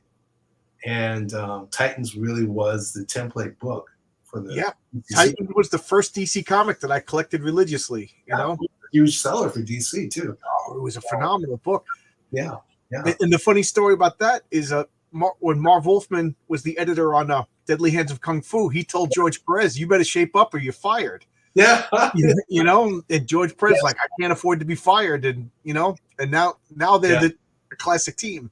Yeah. That's funny how that works out. I mean, I wanted that kind of, I never got that kind of camaraderie. I thought Jerry and I were going to work that close and we didn't. And I always needed that. I always wanted someone I can bounce things. That's why I miss talking to Dick for the new talent thing, because I could bounce off things I was doing, or Len.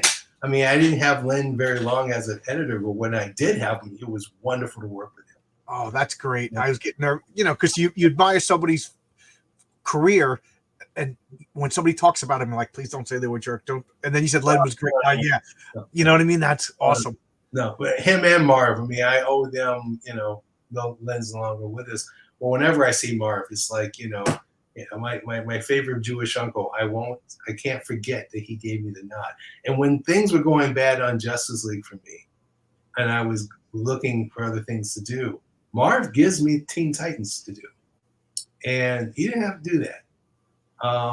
He had a lot of faith in me. And when I had lost faith in myself. And when I got Vigilante, I got it through Marv. So it's like, I got lucky. I would have loved to have worked more with him on stuff. This didn't work out. And I never had that kind of relationship with a writer. I was just talking to Paul Kupperberg the other day. We were talking about our Vigilante work. And I was like, so it's weird. I got to do things with you that I wasn't able to do with other guys, but neither one of us ever met.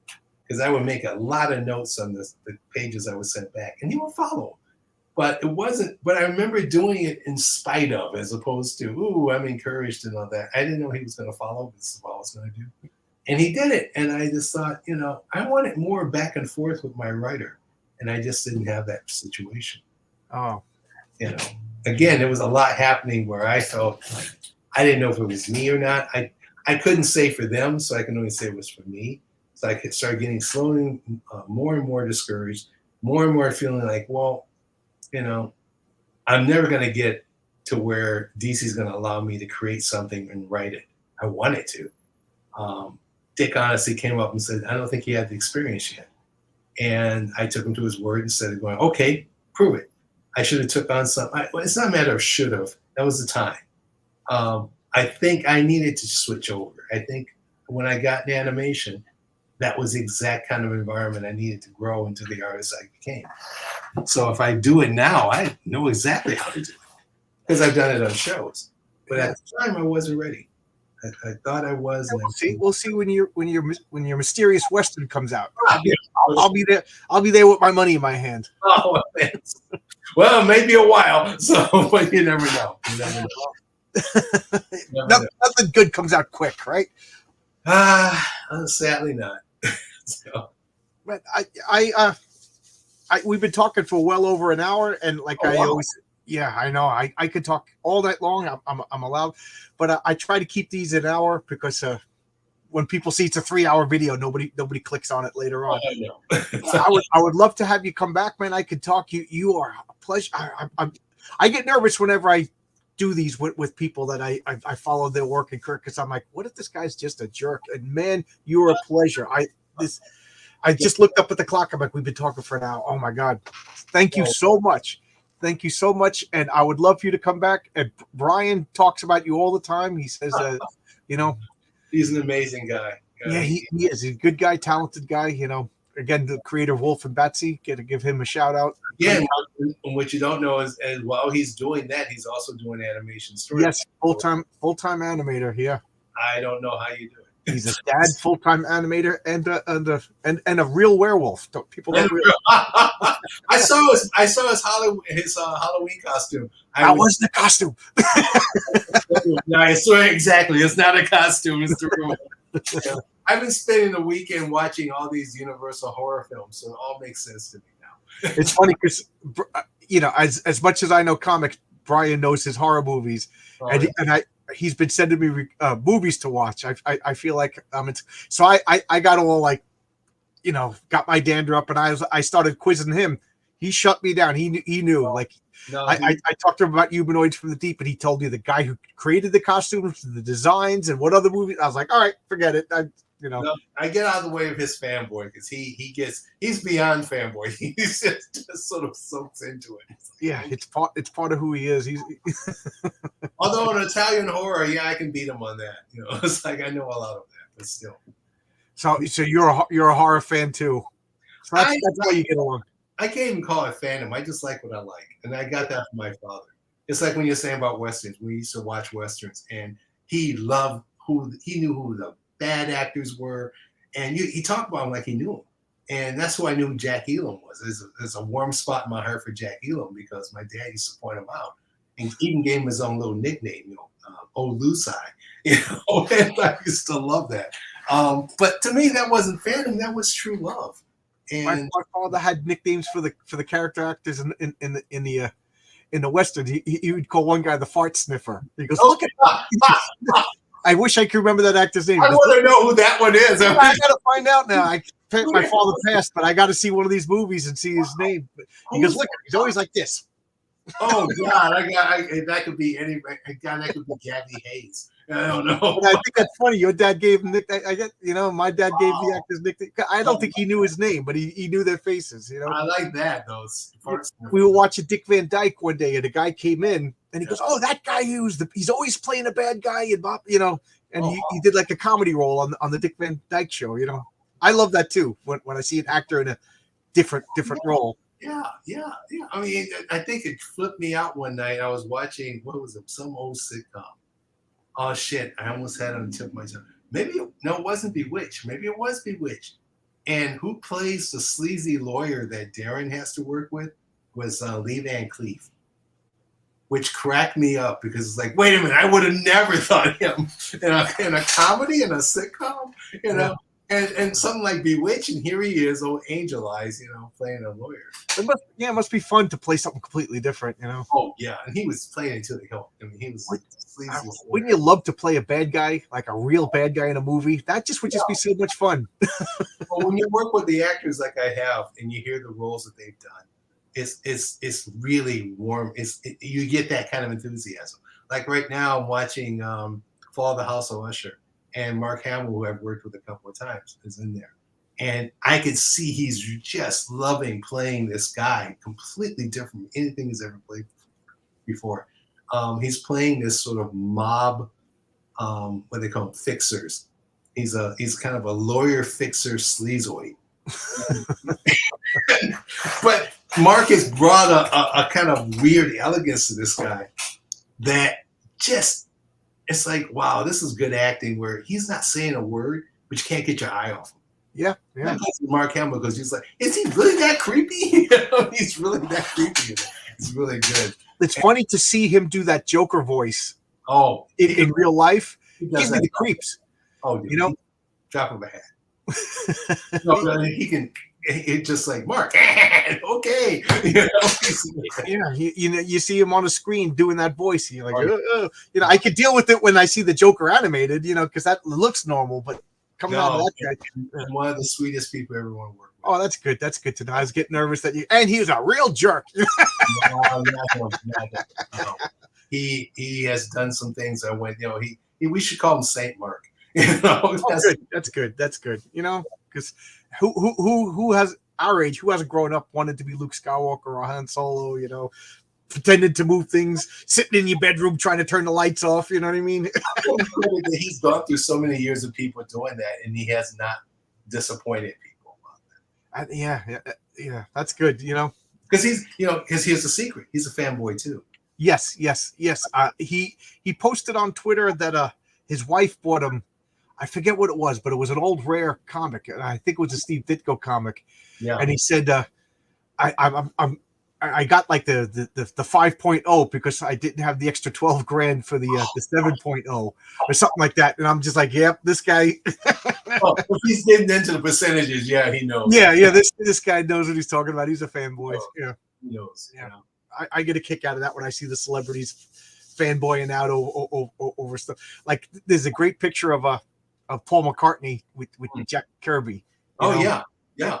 And here it is. Paul McCartney, you know, and he's fanboying out with Jack Kirby. It's amazing. I mean, again, that's the beauty I love about comics is that, especially now, I see so many people embracing it now. When in the past, again, you live long enough, you see these things, this happening, and that's why I'm gratified. Because back in the day, this was ridicule. Yep, I was teased. You know, I was teased for being into comics. Yeah, teased, abused. You know, I've had comic books torn up in front of me, you know, that kind of thing. And now it's like, hey, it's money, man. You don't want to do that, you know. You know, now I got, you know, full on biker construction guys like, oh man, they still make Green Lantern comics. You know, I used to really like, you know what I mean? And it's like, when I was a kid, I used to live in deadly fear of my friends finding out that I was reading comics. You know, I was on a football team. You know, I couldn't let the other football kids know I was reading Daredevil, you know. Yeah, I lived in fear, and I also played Dungeons and Dragons. And I'm ashamed to admit that, like in junior high school, my Dungeons and Dragons friends, like if I saw them in the hallway, I was like, you know, I could let my football friends know that. And you know, and then at one point, I was ashamed of myself, and I just was like, screw it, you know, I am who I am. But at one point, you know, we're all kids in junior high school. Your image is important, right? Right. Oh, yeah. As long as they're teasing that guy and they're not teasing me, I'm cool, you know? No, that was, again, I think that time that hit me more than anything about not wanting to be them. That I was lucky I wasn't, you know? Yeah, Cam, you know, he says he likes that everybody and their grandmother knows who Groot is, but those comics are unaffordable for me now, you know? I would love, you know. Yeah, that's too bad. Yeah. Well, you know, again, it's the way of the world. I mean, we live long enough that we see this happening. Yeah. The thing I hope is that there will always be this availability for comics. I don't like it that it gets so that only collectors can have these books. I'm glad that the companies are reprinting these books again. Yes. I do think I think they should be making cheap reprints. Yeah, because a lot of comics are out of youngins' price ranges, or they just don't even know about it. or even exactly, or even youngins, they have no idea. I mean, I hear comic people bitch and moan about anime, not anime, manga. Why is manga important? They goes, well, you look at what anime. It's really simple in one sense. They are cost effective. They're getting these big, huge digest books for the amount that we have to pay 2 comic books for. Right. And they're getting this incredible story that speaks directly to them, and it's usually one vision, one guy's or one woman's, one person's vision about something. Their fingers round a pulse of whatever these kids are looking for, and it's just talking about their experiences, and I think that's amazing. That's amazing. I don't feel threatened by it. In fact, I always say to my guys, Brian would tell you this. It's like, you can't beat them. Rip off what they did right. Why can't we learn from this? Yeah. And I don't think American comics should go the way of manga, but doing those reprints is a great idea. And I see DC doing it a lot now. I think Marvel's starting to come around. I would love to be able to see young people back. And I mean young people, mean kids, back reading comics. You just hit one of my I could pontificate for an hour. I think the American comic book market is failing kids. They're not making anything that's kid friendly. I feel like a broken record. I'm saying this, but like in the 70s and 80s, there was phenomenal comics. Like like I keep saying this, the John Byrne, Chris Claremont, X-Men era. That was all kid friendly, Comics Code Authority, and it is timeless to the point. Anytime anything about the X-Men is brought up, they say Days of Future Past. That was a Comics Code comic, and kids liked it. I like it as an adult. It stands the test of time. And nowadays, you give out. I had my buddy come over here with his kids, and I gave him some comics, and they looked at me and said, "What is this? I've never seen. What is?" And they're like, "These kids have never seen a comic book before." Did they keep it? Did they keep They put it down, and I was like, "It's yours." And when they left, they didn't take it. So I still got them. They're not interested. It was as if I gave them a brochure about dental floss or something. You know what I mean? That's how interested they were. Wow. I know. And Yeah. And I'm not even joking. I got 7 brothers and sisters. They all got kids, and even their kids now have kids. They all read manga. And again, I'm not poo-pooing manga. I'm just, it's exciting. It's fun. The art is awesome. I just don't know about it. That's the thing, is that we need to ask questions about it and why. I mean, I love talking to my grandniece and my grandnephew about this stuff, because again, that's how I learned about, and this is parallel. And I know I'm keeping you too long, man. But I'm enjoying this. Talking about sometimes I think that I'm like taking advantage of my guests, so I give them an out. I'm feeling a lot better than I thought I would. I thought I'd be pimping out on you in a half hour. Thank you. I appreciate that. No, I mean, DMT said this wasn't bad. Sometimes I talk to these people and it's a dud. Well, yeah, I can see that. No, I was saying, use as a parallel, like when we're talking to our parents, looking at westerns and talking to us about. I think we need to do that with comics in certain degrees. When I hear these young guys talk about One Punch Man, and I can go, well, there's that One Punch Batman gave Green Lantern. If you understood that, you'd see how powerful that moment, and probably that came because of the Batman punch. I never thought about that. You might be right. But sometimes, because we forget, the people doing these mangas, they're looking at comics too. Yeah. So, but I mean, it's good to have that dialogue so kids can hear it. I mean, we wouldn't be in the westerns if we didn't hear our fathers talking about these. Absolutely, yeah. About how these certain characters they see. You can always tell that guy he's going to come in and do something. What do you call him? Here comes Lee Marvin. He's going to cause problems. Right. You name all these guys: Lee Marvin, Charles Bronson. When they do these shows and they show up, Leonard Nimoy. Watching westerns where he comes in and he's playing the bad guy. Isn't that weird? Isn't that weird when you see Leonard Nimoy playing the it's bad guy? Yeah, I'm like, it's trippy Spock wouldn't do this. Yeah, exactly. Spock wouldn't do it, but when you get into the story, it's like, oh, he's a sleazy bastard, So, or he's playing an Indian on Gunsmoke or some shit like that.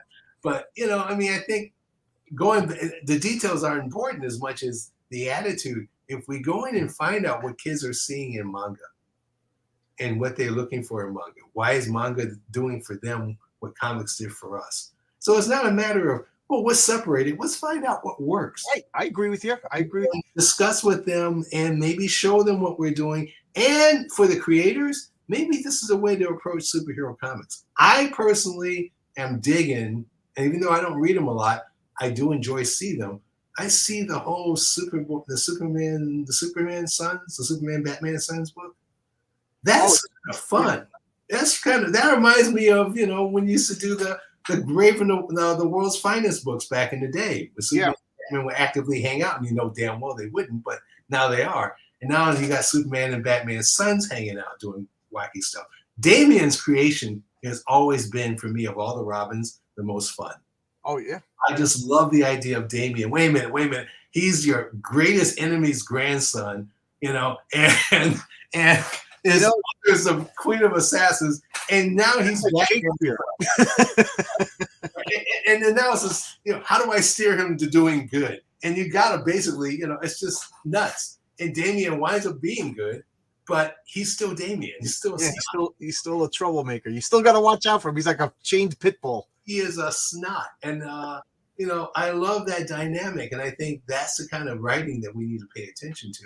But it's also tough because on one hand, I also think that the format of manga is something kids relate to, and I think with American comics, we're not going to reach them with the books that we have. The floppies work for us; it doesn't work for them.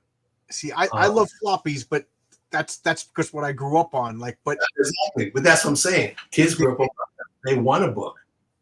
The people who are getting into comics right now, they gravitate towards graphic novels or trade paperbacks, and I don't blame them. It makes more sense. Which again, we know, as I was telling my doctor, it's just a comic book with more pages. Right, it's just a comic, but they're paying $12 and they get the complete story. Also have prestige. It's a graphic novel. It's not comic. No, this is kind of a little subtle psychological stuff. Yeah, words have power. Makes a difference. Yeah. It makes a difference for why they're approaching it. Again, kids see manga and they don't see the pretensions of it. What they see is almost like a primer of their life, as opposed to comics, which were a primer for our lives. Comic books, rolling up comic books and shoving it in our back pockets. Won't do that now, but back in the day, how many times have we done that? How many times we had a book that we read over and over again, which you had to unpeel it?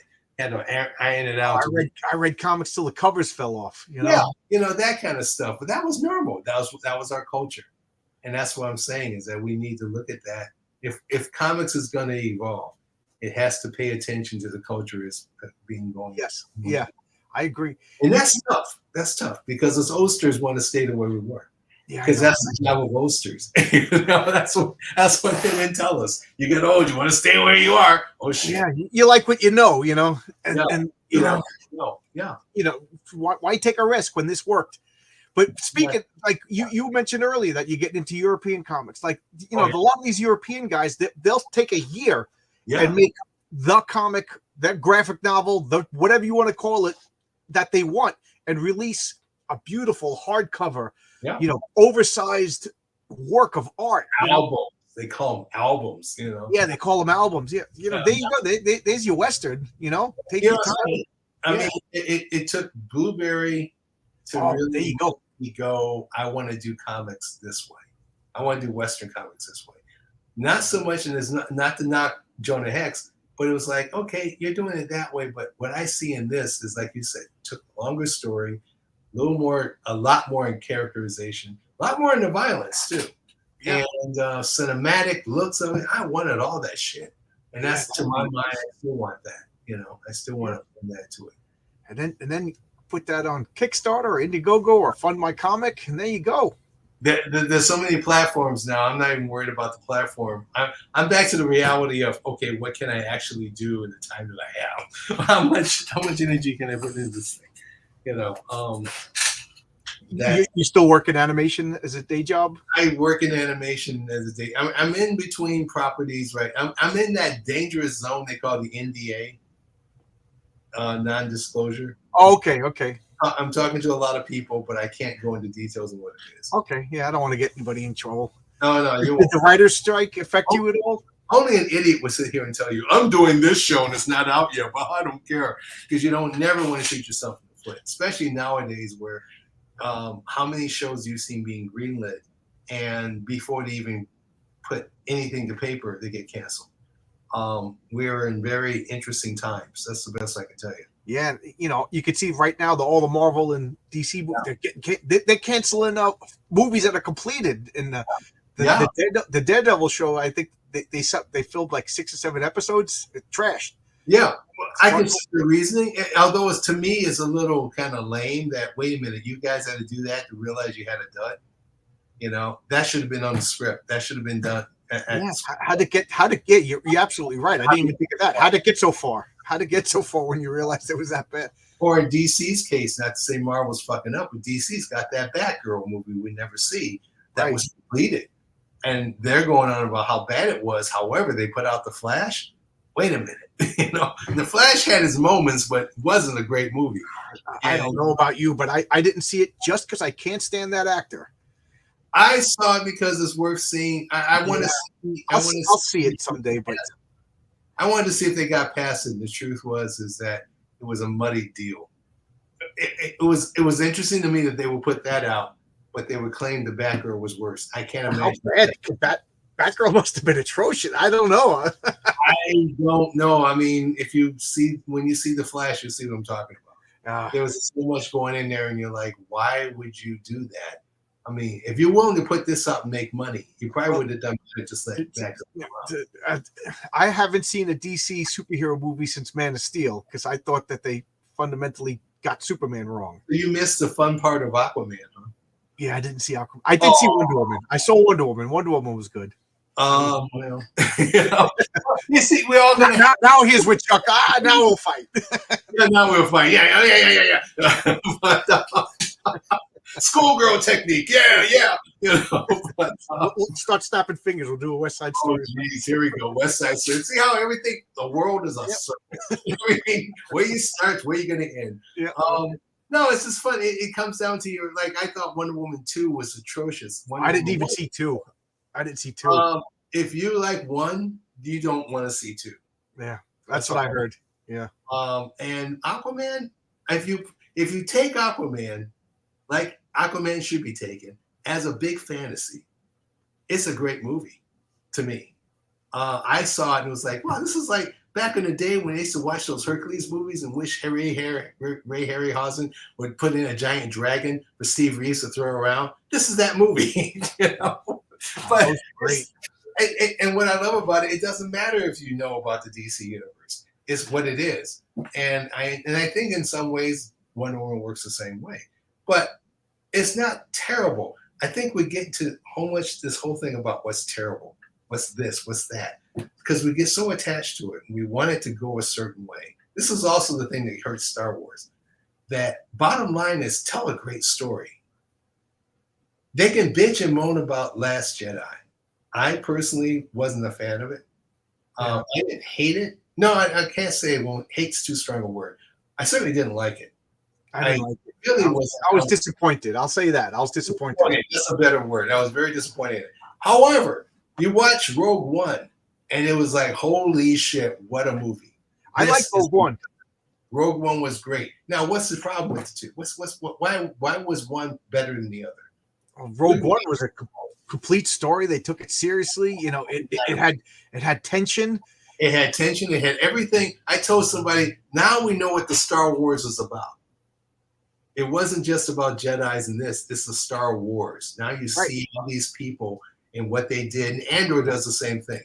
And to me, Andor just nudges out Mandalorian as my favorite Star Wars. I see you got a Mandalorian helmet behind you. Yeah, that's my. I got obsessed. I don't know. It's something about masked men. I went from in my old age. When I was a kid, it was about the cape. And as I got older, it was the mask. So Yeah, when I said I'd put towels on, you were like dismissive. It's a mask and a hat. Was that a brother? Because one of my brothers did the cake thing and jumped off the side of our garage once. Didn't go well. So I did the same thing. quickly caught on. Capes aren't going to work, buddy. But masks, that's a different story. Anything from masked wrestlers to masked gunmen. Lone Ranger, the whole thing, Green Hornet, I love that shit. Yeah. So to me, mask is always going to be my symbol of a superhero. And Mandalorian, in a lot of ways, I just It was thought, a space western. oh, it was a space western, but I just love that you didn't see his face. That was the mythology of him. Yeah. And I just, all the Western tropes about it just came together. And again, stronger story, father and a son. That was powerful to me. And the rest of the shit, I don't care. And I thought I find the Jedis to be the least interesting thing about Star Wars. It's when you try to put them on a pedestal, and if you really look at them as a critical story idea, they're their own worst enemy. They really are. It's mystical goofiness, but what I liked about Star Wars was as a kid, out of the world went out of his hands. It was bigger than him, and against all odds, he succeeded. Well, see, you play Dungeons and Dragons, and what's Dungeons and Dragons is it's not one guy; it's a company of people. But it's a bunch of nerds eating Funyuns. That's what it really is. When you look at that's the truth of it. Yeah. One day we'll do a heroic story about that. Let's go save the world. Okay, Actually, I pay money to see that. I paid big ass money to see that. No, but when you think about Lord of the Rings, that was the beauty of Lord of the Rings. But you got this king of the world, and you got this mighty wizard, and you got this great dwarf and this elf. But who saves the day? These little fuckers with the rings. The little farmer, the little guy. The little guy. He's what saves him. That was the real heart of the story. And I think that's what makes these stories really strong. And what Star Wars has been doing, I think, personally wrong, is that they focus too much on this and miss the big picture. Again, watching Andor, watching Star Wars, I went, yeah, now I get it. There's more people in this. There's a galaxy in this shit. Holy crap, that's why they call it Star Wars, And I thought, okay, that's the strength of a good story. Yeah. Yeah, so it's story. It's supposed to be the everyday kid, the everyday man, whatever. Just yeah. It's his success story. Yeah. I didn't like Solo because I thought it was awful. We don't need to know. All we needed to know about Han Solo was he was a dangerous person who changed and became a good person. That was his arc. I think also when you're talking about, he's supposed to be a swashbuckler in a way. I'm big on swashbucklers. How can you not be? Again, I'll go back to watching. I can watch Adventures of Robin Hood all damn day. Yeah. And there's this nice strokes in there. You go, okay, that's why this is happening. This is happening. And in Solo, none of that was in there. That was a mistake. I want to go to Ahsoka. I want to call her Ashoka so bad as Ahsoka, but I wanted to like it and I just could not. I did. I just told a friend, he goes, I gotta be honest, I have no relationship with anybody in there. I don't feel anybody in there that I can attach to. While Mandalorian, here I am after this guy with no face. Oh my God. I got the love he has for this little alien son. How could you not? Like you said, it's a father protecting his son. You know what I mean? If you can't feel something for that, then what do you want me to say? And it's more than just feel, it's how they told the story. It was so unexpected. And it made sense when you found out his backstory and the legacy he's trying to do. And it's like, oh, well, you are supposed to find someone to pass down your shit to. And, it doesn't matter who he is. It doesn't matter if he's godlike powers. It doesn't matter if that's who he is. He's kind of you. And I went, oh man, I don't know why it's tearing me up, And I'm a sucker for that. If you hit me in the heart and you get me when I don't expect you to hit me in the heart, I'm yours for life. So even the original Star Wars was the same way. And when I had a slight conversation with Mark about this, and that was kind of what he was conveying, the same disappointment of, you don't see your friends in this. They're going out of their way to do this other thing, but you miss the people you got attachments to. And I think that's the danger of shows like that or movies like that, especially when they come in after the fact and trying to capture that same lightning in the bottle. It's not there. Yeah. You can if you come up with a new thing, but then it wouldn't be that thing, wouldn't it? It'd be something new. If you do it right, good. But if you're trying to recapture that same thing and you don't really get it, then it feels false. So you got your solos out there and you got your It feels worse than false. It almost feels like insulting, you know. Yeah. It's the other thing is when you work in the business, is that nobody sits out to make a dud. Here's the toughest part, even things that you don't like. No one sits there and goes, I'm going to make the most vilest movie ever. There's somebody in that mix who really believes in what they're trying to do. Now, how do they get there is a whole different story. It really depends on who's behind them, who's next to them, who's with them. If one of those people having a different agenda, they're screwed. And that happens often enough. Yeah, I'm pretty amazed when a movie turns out good. Yeah, it really is. It really is. It really is a godsend. I'm telling you, it doesn't matter the money's paid. You're lucky. Oh my God, can we get this across? Like that's why I it's one of the reasons I love comics. Is like you said earlier, it's few people. It's like sometimes like a recipe. The few ingredients make a nice, delicious meal. You know what I mean? And then you get too fancy throwing all this, and then what do they call that? A dog's breakfast? When everything just gets mixed up. What's called a dog's breakfast? Yeah, you know what I mean. Like some movies, you just like, Yeah. No, it's funny. It's funny. Some people ask me. You haven't asked me this, so I'm going to contribute it to you. What's my favorite Justice League that I did? Okay, yeah. It's really dawned on me how the Justice League, the one Justice League that I love, is probably the dumbest story. But I even hate calling it dumb. But when you look at it, you go, well, that's nothing special. So why is it special? It was a special from the day I got the script to the day I finished it, and then found out Dick Jordan was going to ink it. I didn't know he was going to ink it. It was a story where it opens up on, it was Clark and Oliver and Hal meeting at a restaurant, waiting for Dinah to show up. And she gets intercepted by this guy who has all the powers of the Justice League. That's the dumb part. but what I loved about it was that you got to see them as friends. You got to see them out of costume. Hanging out. You knew who they were. You know when Ollie's carrying a satchel, he doesn't have his men's stuff in there. This is not a men's merch. That's his Green Arrow outfit and his arrows and everything. Hal's got the ring he gotta have on no matter what.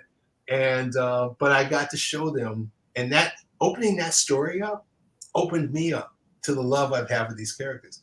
I know who Clark Kent is. It's fun to see him playing Clark when he knows he's Superman. Yep. It's like I had this discussion with a TV exec once who was going on about Batman, Bruce Wayne, and I said to him finally and went, those of us in the know who has worked down there know that Bruce Wayne is a lie. Bruce Wayne doesn't exist. Yeah, Bruce Wayne is the trick. And he's like, what are you talking about? I go, no, you don't get it. Bruce Wayne died in the alley, man. He died in the alley when he watched his parents die, and he was in flux until he decided to become Batman.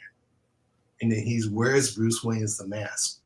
So he's Batman 24/7. He's active. He's yeah. Yeah, and it blew him away. First it made him upset because I was so serious about it. But I wanted to. So I was saying, that's why you got to understand characters like this. This is why even you don't know why you have a mystique of the Batman. Because he does something that only a guy so focused.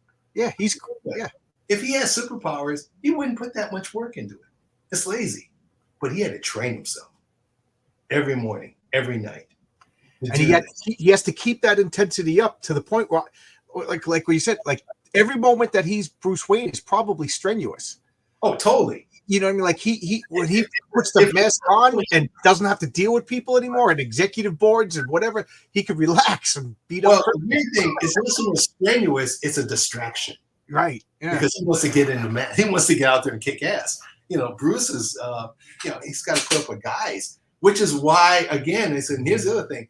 This is why Alfred is so fucking important. Because Alfred keeps his ass straight. Right. Without Alfred, he, like I don't know if you watch Doctor Who. Whenever he doesn't have a companion, he gets ruthless. He gets out of sorts because he forgets who he's protecting. He forgets who he's attached to.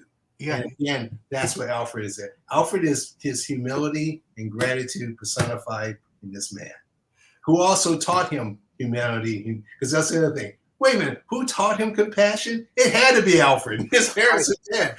So, and that's what I blew this guy away on, because it's like, no. You guys don't understand. No, when he wears the mask, that's him being him. And it may be, you can call him whatever you want, but that's the truth of it. That's how I agree. Sure, he would have took his millions out and done a better job of it. But then Bruce Wayne would have done that. Batman wouldn't. And that's... I like what Cam says about your point about the comic book events written by committee. Some of them was such a mess. I could go on and on and on about the ones that missed, but I remember like the Annihilation with Dan Abnett and Lanny. It was in Marvel. Annihilus is coming. I thought that was one of the best ones. And then, like Cam says, that was one guy who directed that whole event, and I thought it was one guy's vision. This is what we're going to do. And then you had other stuff like, I don't want to watch. I'll say it. Then they're like, oh, I worked on that one. But, they had other things. Maybe you saw something. Again, how do we know unless we connect it to our audience what worked with it? I was thinking of like Age of Atlantis from Marvel, just... Age of Atlantis, is that the one where they attack? Or that's Atlantis Attacks, right? Oh, Atlantis Attacks. Yeah, I said the wrong title. Yeah. See, here's the thing. I was just telling you earlier, I don't read this shit, and now I know a lot of this stuff. Because I go in and I look at them. It may not be something I follow, but I look at what works and what's current. And if it really doesn't attach to me, I leave it alone. I don't care. What I really read are those things we're talking about, those European books, those European albums. Wonderful. Yeah, I'm looking over here. I got a stack of comics over here. I got a blue shirts about the Civil War. Okay. I just think it funny that the Italians are making a comic book about the American Civil War, when nobody in America is making a comic book about the American Civil War, but leave it to the Italians, Again, they're much more interested in the whole, the historical elements, the emotional elements that come together. I mean, hell, if the Italians don't understand this, nobody else would. That's what Rome came from, I mean, anything about history, Rome had a lot of shit going. Yeah, that's my degree. I'm a Roman history major. There you go. So you know what I'm talking about. Yeah. I mean, I was going to tell you, there's a Western, if you haven't seen it, it's worth seeing. I think they're going to do another album of it. A character called Bouncer. Bouncer? Yeah. Okay. Great book. Long story short, he's a one-armed gunman. And that's the other thing the Italians love. Just like in the 60s Westerns, they all lean towards a gimmick. In this case, I mean, you wouldn't say Blueberry's a gimmick, although he did have a lot of those gimmicks. He lived with the Native Americans. He fought against the Native Americans. He was a Southerner who worked in the Union, all that kind of thing. But Bouncer is truly that whole gimmick kind of a Western where he runs aboard. He's the bouncer of a saloon that he owns. And he has trained himself to use his one arm as a gunsmith.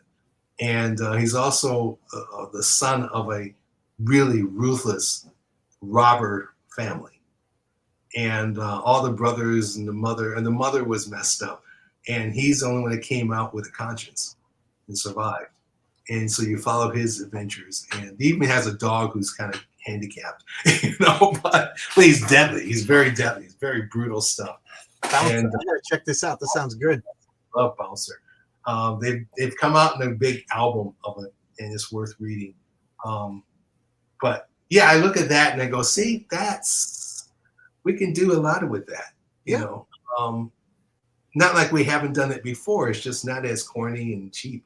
So, do you think comics need to change to get back into the public eye? Because even the movies are starting to bomb now, and if we can't sell comics now, we're never gonna. I feel like the movies are bombing because they're turning out bad movies. Right. And but my point was like during the height of the Marvel MCU, comics still weren't selling. So, well, they had a. I mean, where the Marvel MCU was one long story, kind of like a Marvel book. Right. Now, once they came out of that story, they didn't go into another long story. They tried, well, at least they tried, but I think they lost the map.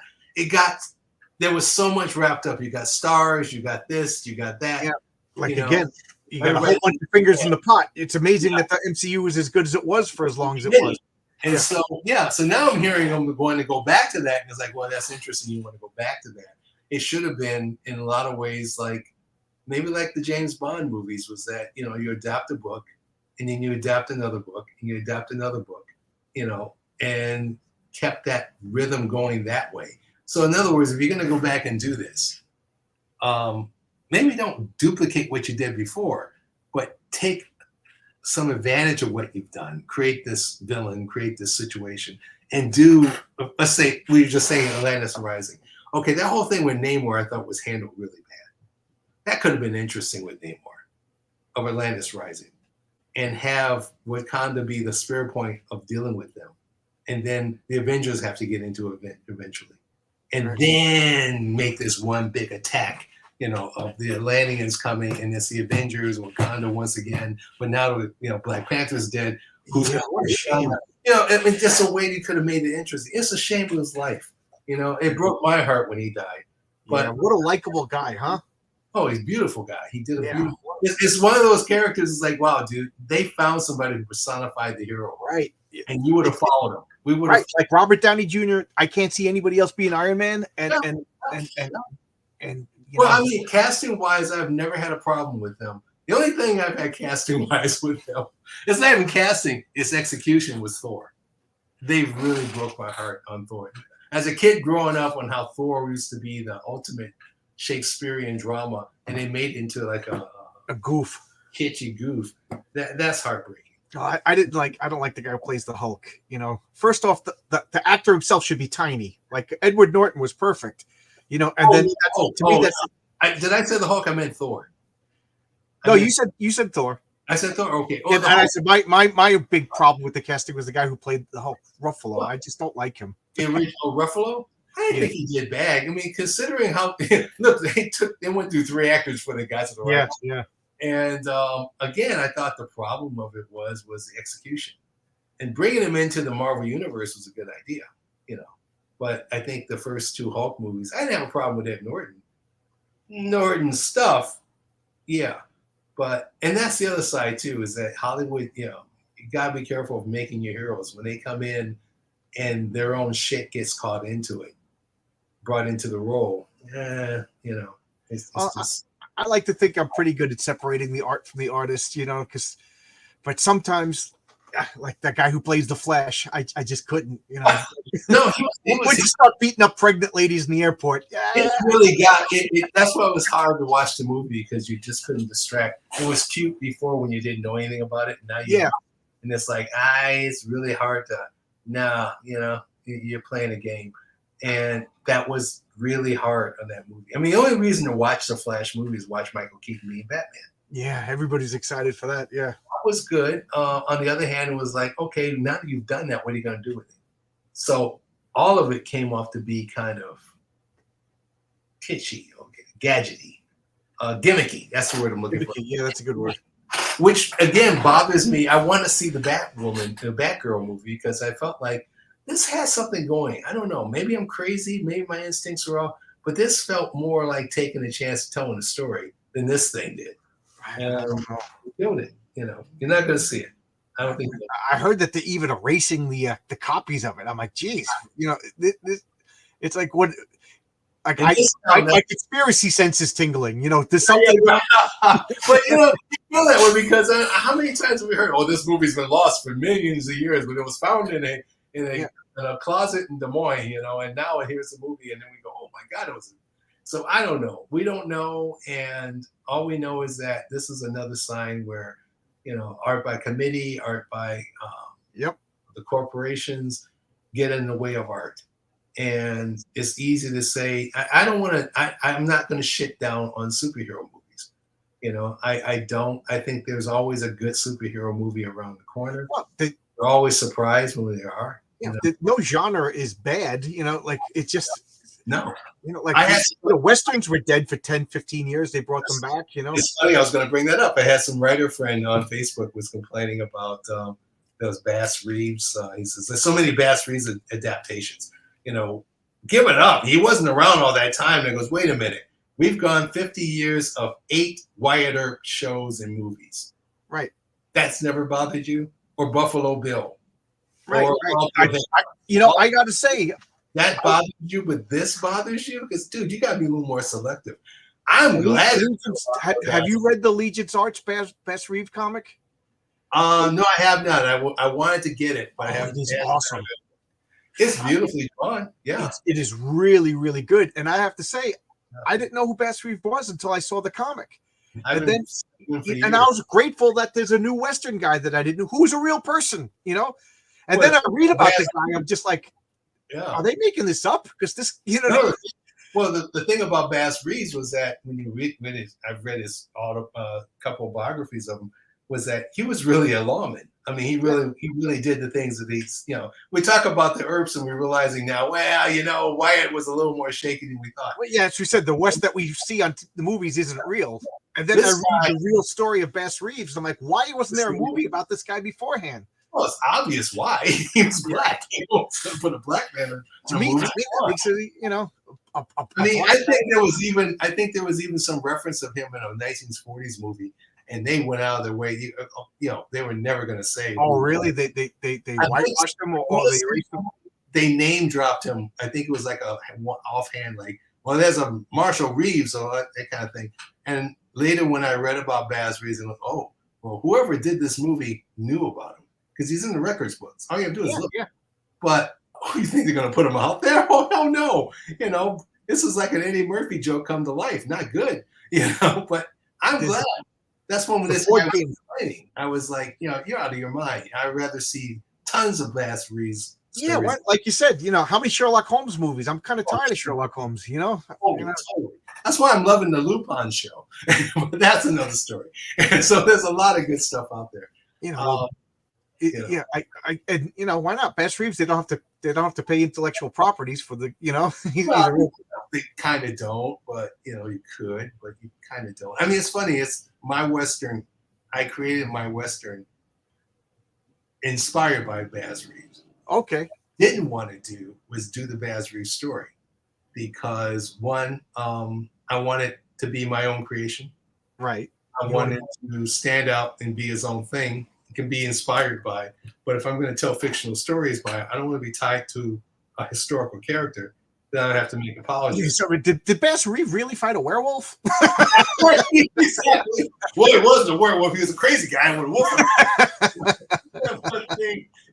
But then you got that happening, and I didn't want that. And I'm adamant in my career that I wanted to show and to prove to my own little inner 10-year-old that, and I'm going to get political on you. Sorry, but I wanted to show Black people had an imagination. We can create something ourselves.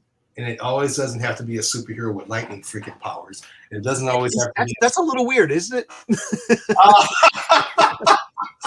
It's a running joke among those of us who laugh. Yeah, yeah. Really? He's got lightning powers, right? Yeah. I mean, why can't he be, So to me, that's why when I did my Western, I wanted to be a little off the beaten trail.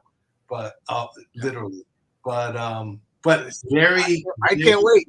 Inspired by what Bass Reeves was about. The thing that got me about Bass Reeves that really hit me was that's the things this guy had to do to become who he was.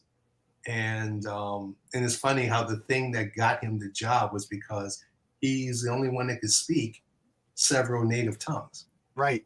Which was like, huh? But in that territory of Wyoming, that was important. Yeah, yeah. And he can jump from one side to the other, and he was almost like he had like a carte blanche to get in there. And I thought that was pretty wild. It took one. That's what gave me the story of the outsider. It takes an outsider to know an outsider. That kind of a thing. Anyway, now you got me talking about stuff I shouldn't be talking about. No. I gave you an out. You didn't take it. We're in for the long haul. And sometimes I do this so I keep myself motivated so that when I get lazy and go, I shouldn't do this. And then we start talking about the subject, goes, yeah, I should do this. So, no, you should. Yeah. You should, Yeah. And I understand you got a full-time job. I don't know if you got kids. I don't know what's your private life is like. I don't have full. Let's say that I'm in between projects. That's the best. Yeah. Way. So we'll see. We'll see. You got 2 weeks to do this. You already said you could do a whole comic in 2 weeks. I'm all of a sudden flashbacking to Dick. You got 2 weeks to do this. You got 2 weeks to do this. You know, in some ways, I feel like there's been times when I thought maybe I should do that to myself. 2 weeks to do this. I know I'm nowhere near I used to be, and even if I'm better, and you don't have to. You don't have to. You're not on a schedule. But there is a side of art where we do need to. It's almost like be accountable to yourself. If you're gonna draw this stuff, if you're gonna do this stuff, you're being a professional. You gotta trust that you can do it. You gotta trust yourself, and you can talk yourself out of anything. But sometimes you just have to shut up and just do it. Yeah. And I'm talking to myself as much as I'm talking to any incumbent artist who's never done this, who are nervous, or old guys who get so tired they can't. We all just have to sometimes shut up and do it.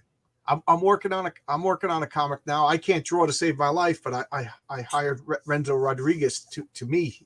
If John Bird and George Perez had a baby, it would be Renzo Rodriguez. What he showed me is inspiring to the point that I feel I'm not worthy to work for him. But I'm scared. You're paying him.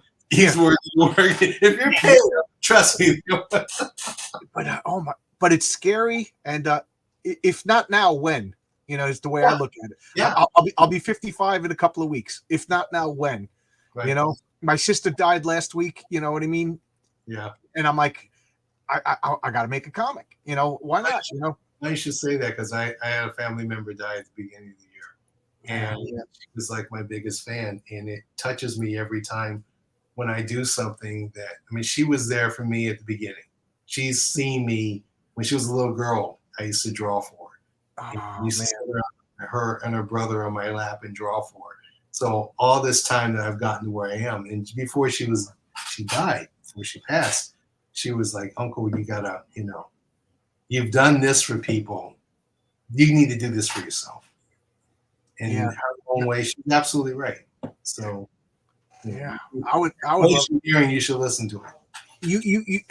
And you got more fans that miss you and want to see your stuff than you'd realize. Like, again, I've been telling people Chuck Patton's coming on. Like, really tell him this, tell him I love Vibe, tell him I love the Detroit era. I got every one of them. Well, it's funny. I love Vibe now. He cracks me up now. He's that cracked up kid that I never thought I'd fall back in love with. I love the idea of what he was about, and it was fun. I'm happy that he exists. Especially since I went so many years denying it. And now it's like, nah. It's the son I always wanted. It's good. There you go. You see? I love Justice League Detroit unabashedly. I even have the omnibus. Thanks, Chuck. Yep. I should respond to these more. thanks, guys. I've been seeing it, but I'm usually in the middle of some long stories, so I wasn't going to say. Yeah, that's why I've been putting the boy quick. I don't want to. I appreciate it, though. But a lot of people have been with me since the beginning, commenting, and these are the guys. They said I'm coming. Tramp's probably at work right now, giving people the wrong medicine. He's a pharmacist, probably. I forgot. Our friend was a pharmacist. Don't do that. That'll drive you crazy. Anyway, I am keeping you on here longer than it's beyond dinner time. I got to go to bed. I wake up at 4:30 for work. Oh, I'm so sorry. No, don't be sorry. This was an absolute pleasure, and I loved every minute of it. And in a perfect world, I would talk to you till 2:00 in the morning, and people will come in tomorrow, see us both sleeping in a chair. I've seen that happen. It's not pretty. It's not pretty. But thank you so much. And if you ever want to come back and you push in that Western book, you send me the links. I'll get you a sale or two. I like a sale or two. That'd be good. But thank you so much. I got to thank Brian Bow for setting this up. Absolute pleasure. They say never meet your heroes, but I'm glad I did. It was a great talk, and I absolutely loved it. And I mean this from the bottom of my heart. Anytime you want to come back and talk, please. All you got to do is ask. I get kind of shy about asking people to come back, but anytime you want to come back, please do. All right. I would take that in consideration. Thank you so much. Anything you want to say? No, thanks. Thanks everybody coming on. Thank you for asking me on. It's been a pleasure. Anytime. I can always come on and just talk shit. It's always fun to talk shit. Yeah. I love talking to people about comic books. You know what I mean? And my poor wife is tired of hearing of it.